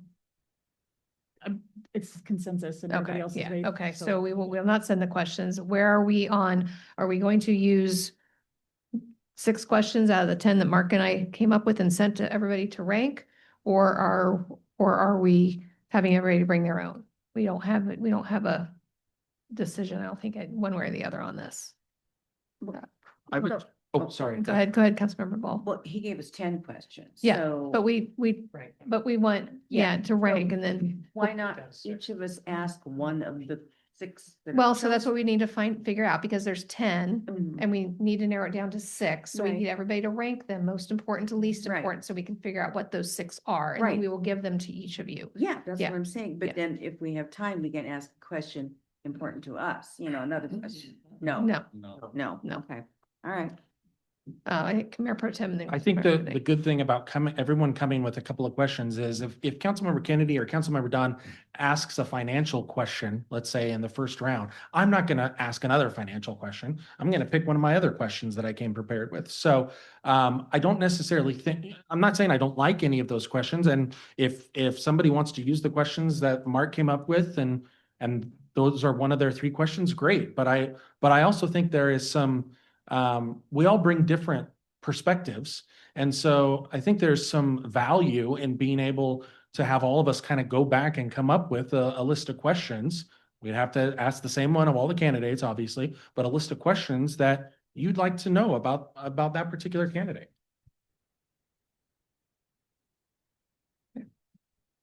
Thank you, Mayor. One thing we have done in the past, and I think it did come up earlier, but I don't think we made a decision on it, is that how the questions will be asked. We've had it where the mayor has made the only one who asked the questions, and we had it where each council member rotated to ask a question. I like that format. Yep. And that's something that I would be in favor of. That's no opposition to that here. Okay. Mayor- Are we thinking we would include you as the mayor to add a 7th question if there is time? No? No. So maximum of 6 questions? Okay. 6 questions. That's fine.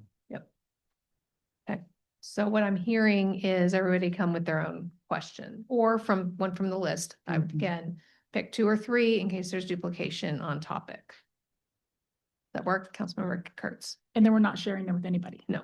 At all? No. Ever? No. Until we get here? Not until we get here. Okay. Okay, that work? Okay, all right, moving on. Consent agenda. Mayor will make a motion to approve general business consent agenda items 10A, C, E, and G. Second. AC. Did you say that in wrong order? No. No, Oh, I thought you said G and then E. Sorry, I was a little, okay. basically every other one. Yes, all right. So we have a motion and a second. All those in favor of approving consent agendas A, C, E, and G, please say aye. Aye. Any opposed? All right, motion passes 6-0. Mayor will make a motion to approve general business item 11A, the memorandum of understanding on the shared response to homelessness. Do we have any discussion on this? This is the MOU. Second. I'll Oh, second sorry. that. Thank you. We have a I'll second second that. from Councilmember Spencer. Any discussion? This was the presentation we had a couple weeks ago. Councilmember Kurtz. One of the presenters talked about having a preliminary report or recommendations by May. And so I would like to, if this passes, I would like us to have this on the agenda for a 6-month review to make sure everything's still on track and that we're still aligned with whatever recommendations are putting forward. And we'll add that to the future workshop list. Okay, any other discussion? Councilmember Dunn. I speak opposed to the memorandum is that I've not had enough time to really consider its merits or to be able to discuss it with the people who I reflect are experts in this field. Understood. Anybody else? All right. Those in favor of approving the memorandum of understanding for the shared response to homelessness, please say aye. Aye. Those opposed? Nay. Okay, motion passes 4-2. Mayor will make a motion to approve general business item 10D, which is the Dakota Artist Agreement, Goat Sculptures Community Art. Do we have a second? Second. Okay, second by Councilmember Dunn. All right, discussion. There's somebody, I forgot who moved this out. Councilmember Ball. Yeah, I just had a real quick question.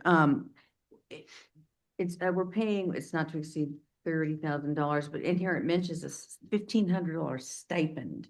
What is that for? And what's the breakout? Jen's on there. Oh, Jen. So the stipend is for engaging the artist to provide a proposal, the artist that we select. We do this on almost every single artist call to artist transaction that we do. It's paying to have them provide us with their proposed project. So Okay. after we have selected the artist, they provide us a proposal and we pay a stipend for that proposal. Okay, thank you. Okay, any other questions?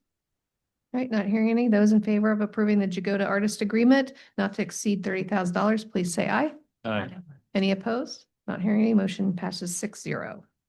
I may need a little help with this one, Mayor, on 10F. Okay, will somebody move 10F, please? So moved. Okay, we have motion for the Getzinger Artist Agreement. Do we have a second? Second. We have a second by Councilmember Dunn. Just a real Yeah. quick question on this. And I'm not sure who it would be for, maybe Jen. On the scope of work, Jen, it says create 2 to 12 carousel figures. I assume it's just 2 and not 12. It's 2. Okay. Yes, that's correct. There could be a potential for 12 in the future, but right now, the committed project is for 2 sculptures. Okay, and then, so the 2, I know it says the figures may include a frog, a chicken, a pony, a goat, a lion, a sea dragon, a ribbon pony, an armored pony, a dog, cat, tiger, or a zebra. But it looks like the picture is of the frog and the horse. Is that are those the 2 that are going to be happening? Those are the proposed 2, correct? Okay, and then we'll revisit whether we want a chicken and a lion and everything else? Yes, at a later time, Okay. in the future 12 potentially. Okay, thank you. Yep. Any other questions? All right, not Councilmember Ball. Do you have a thing about frogs and horses? No, Okay. I was just curious. Okay, those in favor of approving the Getzinger Artist Agreement not to exceed $50,000, please say aye. Aye. Any opposed? Motion passes 6-0. Okay, I think that's it, right? Um, That was 10F? E. Oh, I'm sorry. Yes, you're right. Mayor, I'll make a motion to approve, general business item 10B, the December 2nd, 2025 vouchers. Okay, we need to have a Second. second. No, we have a second by Councilmember Ball, and I'll go to Councilmember Kurtz. I wanted to make a motion to move one item out of the vouchers. And it is on page 19 to have a separate discussion and its own general business item tonight. It's the transaction 6273, the principal prepayment for Trailhead. The motion is to pull that. Mhm. We have a second from Councilmember Dunn. Discussion for first on pulling the voucher. Then can we approve the rest, or should we just finish that? Well, let's just move through the discussion on this one. On the voucher? Yeah. Or on the. Yeah, so the motion is to pull for separate consideration, transaction 7273 to Webster Bank for the additional principal payment. Discussion. Oh, I'll let Candy go first since she made the motion. I want to discuss it when we have the discussion. Okay, well, we Yeah, can if we do that can. now. No, Well, you moved to pull it. Oh, so we moved, so just its own agenda yeah, item with its yeah. own So the discussion. motion is to pull it for discussion. A Any- second. We already have a second. Oh. Okay. Any discussion with regards to just pulling it? Not hearing those in favor, please say, oh, I do have. okay. Sorry. So I assume the reason why we're discussing pulling this out is because there's going to be an attempt to prevent us from making the payment, which should not be an issue because we already discussed this 2 weeks ago. We had a large debate on this floor. We actually had Kyle come up and tell us that it was going to save us potentially more than $100,000 if we made the payment. So I'm not sure why we would be pulling it out again to have the discussion over again, when we already had the discussion and we moved forward, the majority moved forward at that time to make this transaction. So I guess I do have a question for Sean, and that is that if we already voted to move forward with proceeding with this, can we now vote to pull it out and not proceed with it? Because the vote then was 4-2. Yeah, so I'm trying to go back and think about what the motion was. So was the motion at that point to approve payment Yeah. of it? It was. And that was 4-2? Mhm. Okay, so I'll let Annie speak to what she wants to do. I'm not gonna assume anything, but in thinking back now, I didn't recall that. But to the extent that if the attempt is to override a motion that was previously approved by a majority, then it would be, I would say, no, you would not be able to do that because it would again be another attempt to reconsider something the council had already approved. And this is the voucher is just the approval of that motion. You follow me on that? Yeah, yeah. Okay. So where does that leave us? Can we do this or not? Well, I'll let Annie Okay. speak to what her intent is relative to that. I don't want to. I had forgotten about that previous motion, relative to that. So if Okay. Annie, if that would be your intent. If that in fact was the motion, then to follow through would be, because again, the motion was to make the payment. This is just a voucher that confirms the payments being made when the council had already approved the payment. If that in fact was the vote 4-2. Again, I don't recall specifically what that was, but if that's what it was, then I would say an attempt to try to say not to make the payment would be counter to that 4-2 vote to approve the payment.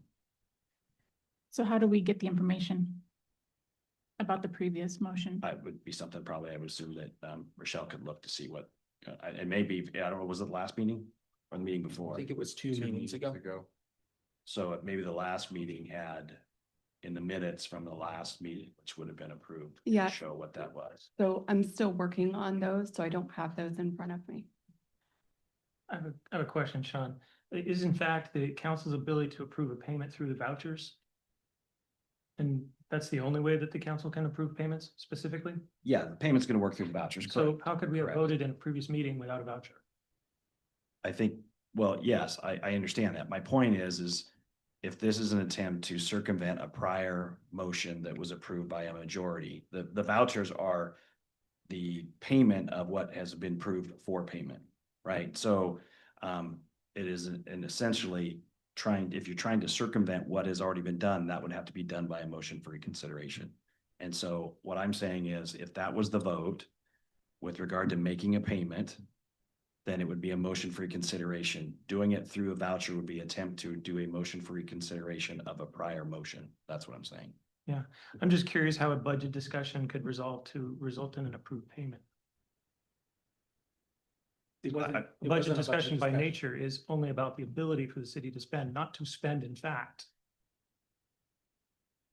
I Yeah, don't disagree with that- the format of how the payment's being made. I don't disagree with that at all. You're Okay. correct. Yes. I'm just saying if the intent was the motion that was made previously was to pay a $500,000 payment and the council approved that, that would have to come back in the form of a voucher, right? Which then would subsequently approve consistent with the motion the council had made previously. Can this be pulled and You could certainly pull this out of the till vouchers. the next And- regular meeting? Correct, and then vote on the While, rest of the while we, vouchers. while we have, Yes. we give us a chance to Yes. actually get that information. Second. Would that suffice? Yeah. Okay. All right, Mayor Pro Tem and then Councilmember Kennedy. Well, I real speak quick. opposed to that, and here I'll read the action from the November 18th meeting. It was item 11E, authorize $500,000 prepayment of Trailhead Bond using the Tourism Promotion Capital Fund 116 as authorized by RCW 67.28.1816. Which meeting And that was it? approved 4-2. Remind me what meeting that was. That was November 18th. So we already authorized the $500,000 prepayment. This is authorization to sign the check, basically. Right, that's what I'm saying. If that was the vote, which it sounds like it was, authorization to make the prepayment, the council voted to do that. And the way that happens is through a voucher. That's the voucher that's approved by way of that. And so the attempt now is to say, well, no, we're not paying that voucher. My opinion is that you're attempting then to reconsider what was already previously And approved. it's too late to do that. I guess I think I heard in the reading there of the source of the funds specifically. This is where the funds will be drawn for the purpose of this payment. Yeah, here's what I would suggest. So I can go back and look at it specifically again, is if you want to table it till even Monday for that matter, but at least the next meeting, I can go back and look specifically at what the language is and what was approved so that I can make a full interpretation of what's being done. So I'm okay with that. I don't know that Monday is our day with our busy calendar. But what amendment or motion would I make to do what you just said? I think it's just, how about we just make a motion to table it until December 16th? Something, today's the 2nd, so the 16th. Okay, I'll make a motion to table it until December 16th. We have a second. Second. All of those in favor? No. Oh, sorry, discussion. Go ahead. I'm adamantly opposed to this. I think this is a blatant attempt to go back on what the city council already approved. And the fact that we're trying to push this out and push it further and further out is outrageous, in my opinion. We had a long discussion about this. We had the discussion about where it would come from. We had Kyle come up. I asked him specifically how much money it was going to save us. We all had this discussion. It lasted for a good 45 minutes, if I remember correctly. And the council voted 4-2. And now, because, and if I remember correctly, right after that vote, the two who voted opposed Sorry. the two who voted opposed were very surprised that one of the other council members voted in favor. And now what we're seeing is we're trying to claw this back. And I think it's a complete violation of our rules. I'm not sure who first. Councilmember Kennedy. I also am extremely upset over this process to try to stop this is totally inappropriate. This council made the decision that we're going to spend that $500,000. There was comments at the time, is that, well, we could use that $500,000 for other things. But at the same time, what was talked about is that, well, we shouldn't be pulling $150,000 from a drone meeting or event, and we could find for the funding somewhere else. To me, this is totally inappropriate for such a thing, because we have authorized it. Now it's a matter of just signing the check. But if this goes to a vote and let's say it's not to be done, what happens? Nothing? This is a lame attempt.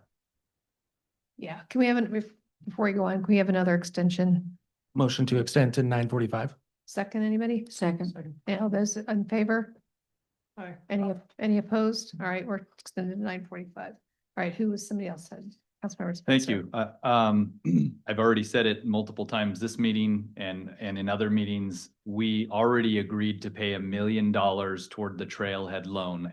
A council majority agreed to do that last year because of the timing of that payment. If we had been able to make that payment January 1 this year, it would have already been done.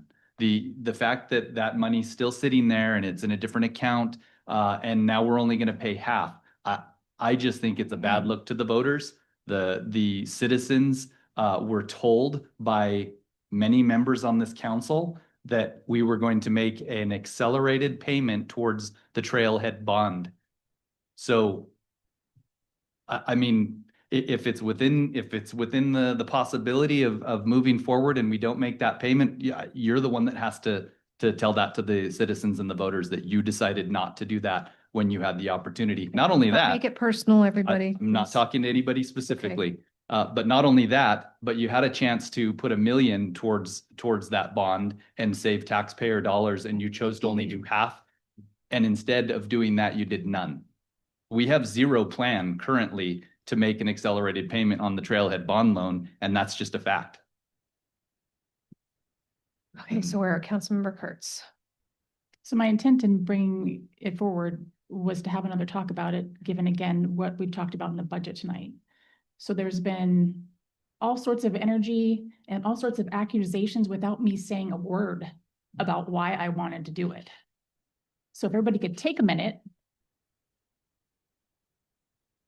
I would like to have the facts about specifically what it was that we voted on the date that Mayor Pro Tem mentioned, and wanted to have another discussion based on the budget discussion that we've had tonight.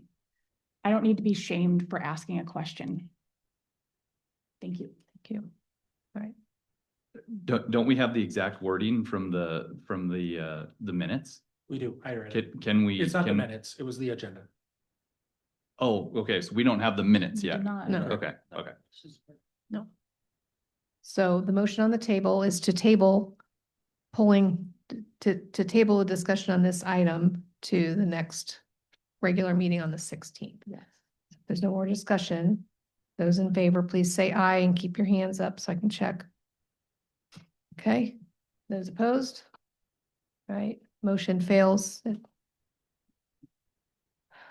I'm going to stick with what I've been, if I was not here, there'd be no way to break a tie. And it's the council's You decision. can vote I know I in relation can. to table. Well, so it'll be no, since it tied, it fails. So we are back to just the full vouchers, correct? Less this one, right? Because you voted. No, but we hadn't Yeah. voted yet on pulling it. Correct. No, but you voted in favor of tabling it?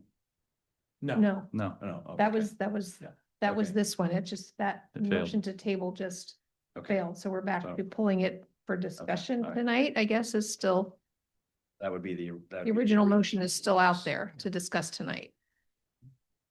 So I looked to Councilmember Kurtz to see what she'd I like feel to like do. all the discussion happened in the discussion about the other part. So. So are you rescinding motion, or do you want me to take it to a vote? There was a second. with her. Yes, there was. There'd be a vote on her motion to pull that voucher from all the other vouchers. Unless you want to, move I'll keep forward? We'll go forward. Hmm? Yes, she wants. You want to go to the vote? Okay. Councilmember Kennedy. I'm sorry, if there was, I was gonna ask a question, but if there was a vote on the. Yeah, we're back to the original motion to pull the voucher for discussion, correct? Mhm. Okay. Those in favor of pulling the voucher for discussion, please say aye. Aye. Those opposed? Okay, tie vote. Motion failed, council. I will break the tie to fail. Okay, so now we're back to vouchers as they Which has stand. already been. I have a question. Yeah. And I hope it's appropriate for this. This goes to the 16th. Does it go to a vote for us to decide at that point that we're not going to pay this? No, that just failed, so it's not It's not moving. going to It's 16th. moving, That it's not moving to It the just failed. 16th. That the motion to move it to the 16th failed. So we're back open. The current motion is to pull it for discussion tonight. That just failed. That just failed. That's what you. Current motion. And now Yes, voucher. okay, so yes, Approve we're back, vouchers, yes, just back to vouchers. approving the vouchers Period. as presented. Thank you. Any discussion on vouchers? Has Besides there been a that? motion to approve the vouchers unaltered? Yes. Has there been seconds? Did we have a second? Yeah, I think. Chris made the first one, and Rochelle, who made the second on the original vouchers. Mayor Pro Tem Cargill moved to approve. It was seconded by Councilmember Ball. Thank you. Okay, so those in favor of approving the December 2nd, 2025 vouchers, please say aye. Aye. Those opposed? Okay, motion passes 5-1. Okay.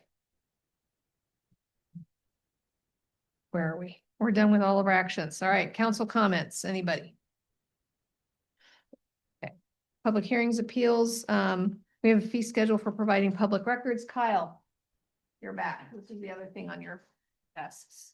Yep, so I'll have Evan pull that up. And so what you have in front of you, and I have this printed out for council as well, is something similar to, so we've had 2 workshops on this, one in August, one I believe in October. We were going to bring this back for a resolution quicker, but we did need a public hearing prior to consideration for adoption.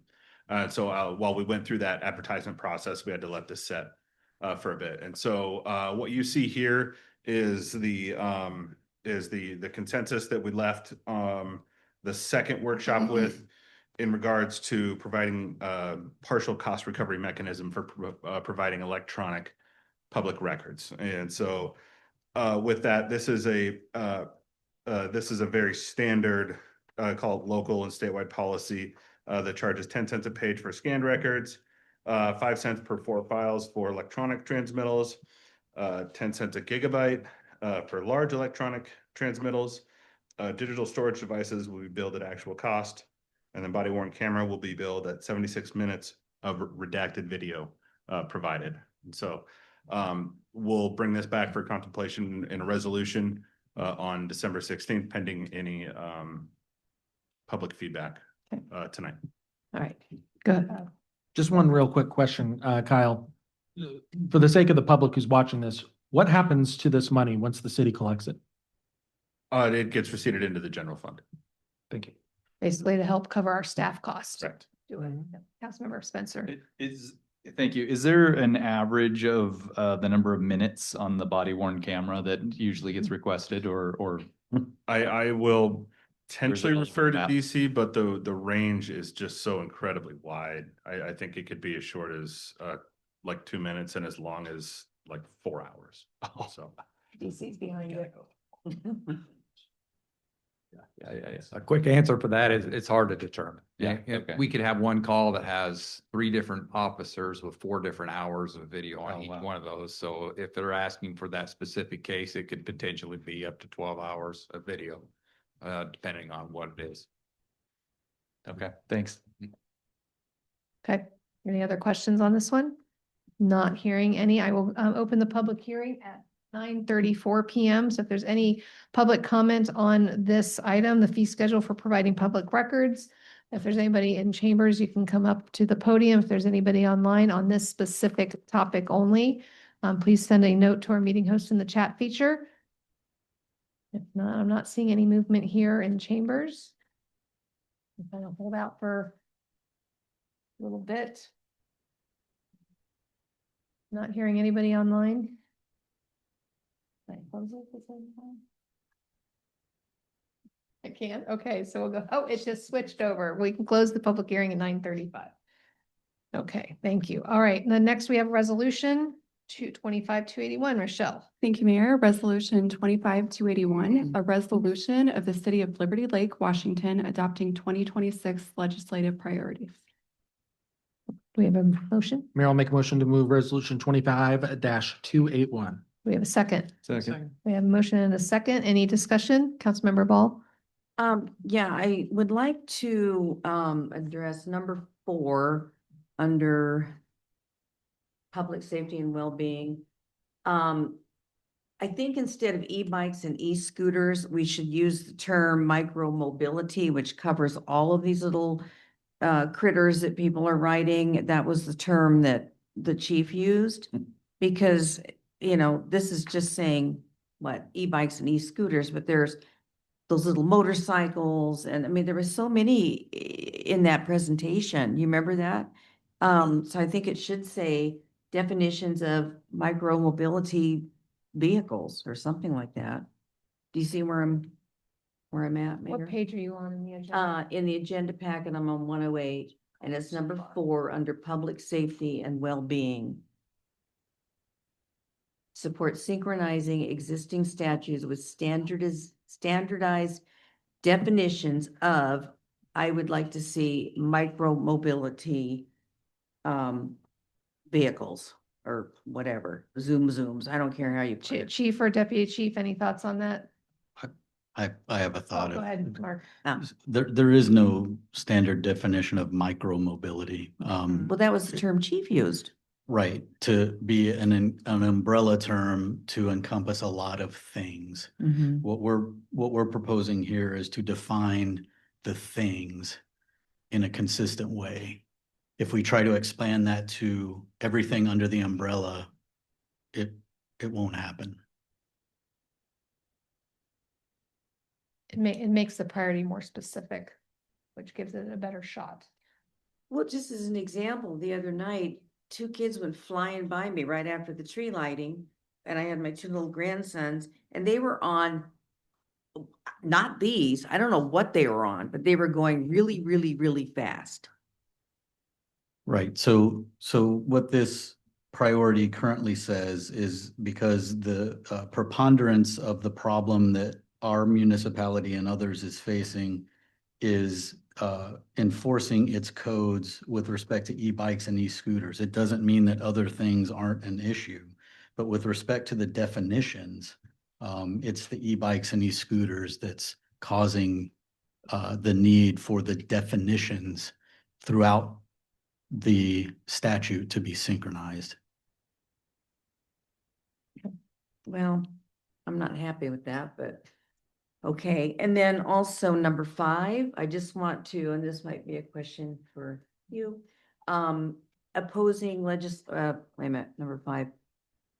Opposing legislation limiting law enforcement's ability or capacity to utilize license plate reader technology.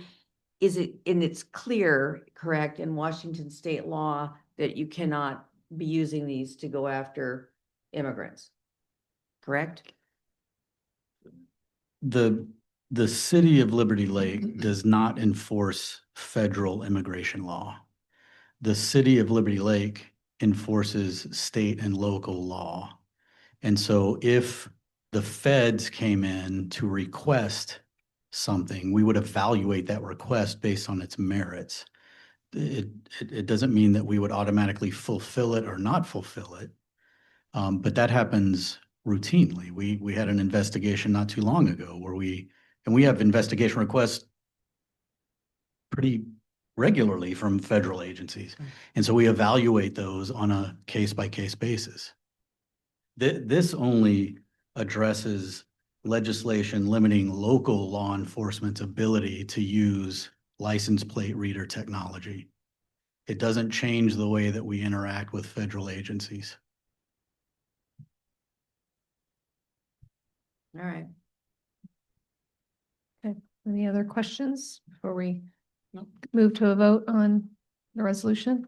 Not hearing any of those in favor of approving resolution 25-281, adopting 2026 legislative priorities, please say aye.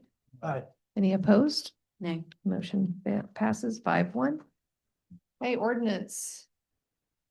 Thank you, Mayor. Ordinance 76A, an ordinance of the City of Liberty Lake, Washington, amending Ordinance 76, creating a civil service commission for the police department and establishing other matters properly related thereto. Okay, that's the first read, right? Yeah, okay, all right. Can I just ask a quick Yeah, absolutely. question on And then this? Councilmember Carter. Can we, Mark, maybe I just don't remember having a discussion about this, but is this a requirement of our union having the force unionized? No. Okay, is it a requirement of the city or of cities our size, the state law, anything like that? Or are we just choosing to do this? So when you say it, what is it? The creating of a civil service commission for the police department. So it's codified in state law, and maybe Sean could address the statutory basis behind it, but. So I guess my question is it a new state law? Because we haven't had one we haven't had this. We've had one, but we were in violation. We had one on paper, but Okay. didn't fulfill it. Okay. Yeah. So it is state law, Sean? Yeah. There's state statutories, yeah. Okay. 4112, I think it is. Okay. Okay, that's all I wanted. Yep. Thank you. Okay, Councilmember Kurtz. Are we done with item A? That's just a Yes, first read. yes, first read. Yes. Did we do council comments? We can get back to that. If you'd like. I just We went by it, remember yeah. doing it. Nobody said anything. Yeah, no, Oh. so- No, we didn't. Yeah, I asked if there were any council comments and nobody spoke up. Missed that too. I figured y'all were just tired of talking. No, I missed it. I'm sorry. It's okay. We have no emergency ordinances, introduction of upcoming agenda items. So we've got our workshop list. Yeah, I think that's okay. Judy, somewhere. Okay, so we've got the budget and council interviews, governance manual on the 16th, and a bunch of TBDs. I've added on mine, the 6-month review for the MOU. We have a couple things for January. Before we get too far, we are gonna have a citizen comment, so can we have another extension just to 9:50 maybe? Motion to extend to 9:50. Second, anybody? Second. Second, no, all in favor of extending the meeting to 9:50, please say aye. Aye. Any opposed? Okay, thank you very much. Okay, so introduction of upcoming, does anybody else have anything for workshops that we've missed? Okay, now we are up to citizen comments. So we do have another citizen comment. So again, the offer goes out. Anybody in chambers like to make a citizen comment? We've got our white half sheets over here. Anybody online, send a note to our meeting host and chat feature, 3 minutes. Let us know if you're a Liberty Lake resident or not. Respectful, no back and forth, yada, yada, yada. Welcome, Rick Klingler. Incoming council member. Yeah, thank you. Steal my thunder. My name is Rick Klingler. I've been a resident here in Liberty Lake for almost 24 years now, and I will be part of the council in 2026. So I just wanted to share some observations with you as council members. And hopefully you'll take this in the spirit in which I mean it. And it's based on my previous experience as a professional. And that is, we have a certain culture, and that is to start from a position of assuming good intent. So every time we get together in meetings or whatever, or as a department, first rule of order is we assume good intent. And we may not agree with one another, but we start there, and then we can have respectful conversations. And one of the things when I was out campaigning that came up more than anything about what people were looking for is better conversation and dialogue and respect on the council. So again, one of the other principles we go by is don't personalize. And I do a lot of business with people large health systems all over the country. They're under pressure. And it's hard not to personalize sometimes when they're trying to come back at me and saying, why doesn't this work? Why don't we have this? So on and so forth. I can't solve all of those problems, and neither can you. But we can treat each other with respect and deference and get to good decisions, not personalized ones, and work with one another to have those kinds of outcomes. And I'm committed to doing that going forward. The other thing is, I've heard several times online that incoming council members don't have any experience. Well, none of y'all had any experience when you came to the council, right? And I saw experience deficits just tonight. People didn't know what the point of order was, or, all of the different procedural things. So that's going to happen. But there's 7 of you, right? There'll be 7 people on the council to make good decisions and bounce things off of one another. So respect that. Respect one another in how you do that. And when you talk about incoming council people, wish them the best. Have a good impression of them. When you talk on social media, when you talk in council, say, yeah, we have incoming people, but we're going to be there and mentor them into being successful. And you have that capability. You have that ability because you've been there and you do this. And so you can help Liberty Lake continue to be successful by helping incoming council be successful. I hope, again, that you'll take that in the spirit that I meant it, which is just encouragement, and everybody, including myself, needs to be less divisive and more inclusive and better conversationalists in the current environment that we have. This is nonpartisan business where our chief goal is to ratify a budget, to consider, what the city's needs are and listen to the citizens. So let's I'm listen. gonna have one to stop another. you. Time's up. Thanks very much for your comments. All right, we have no executive session, and with that, there's no further business, and we'll adjourn.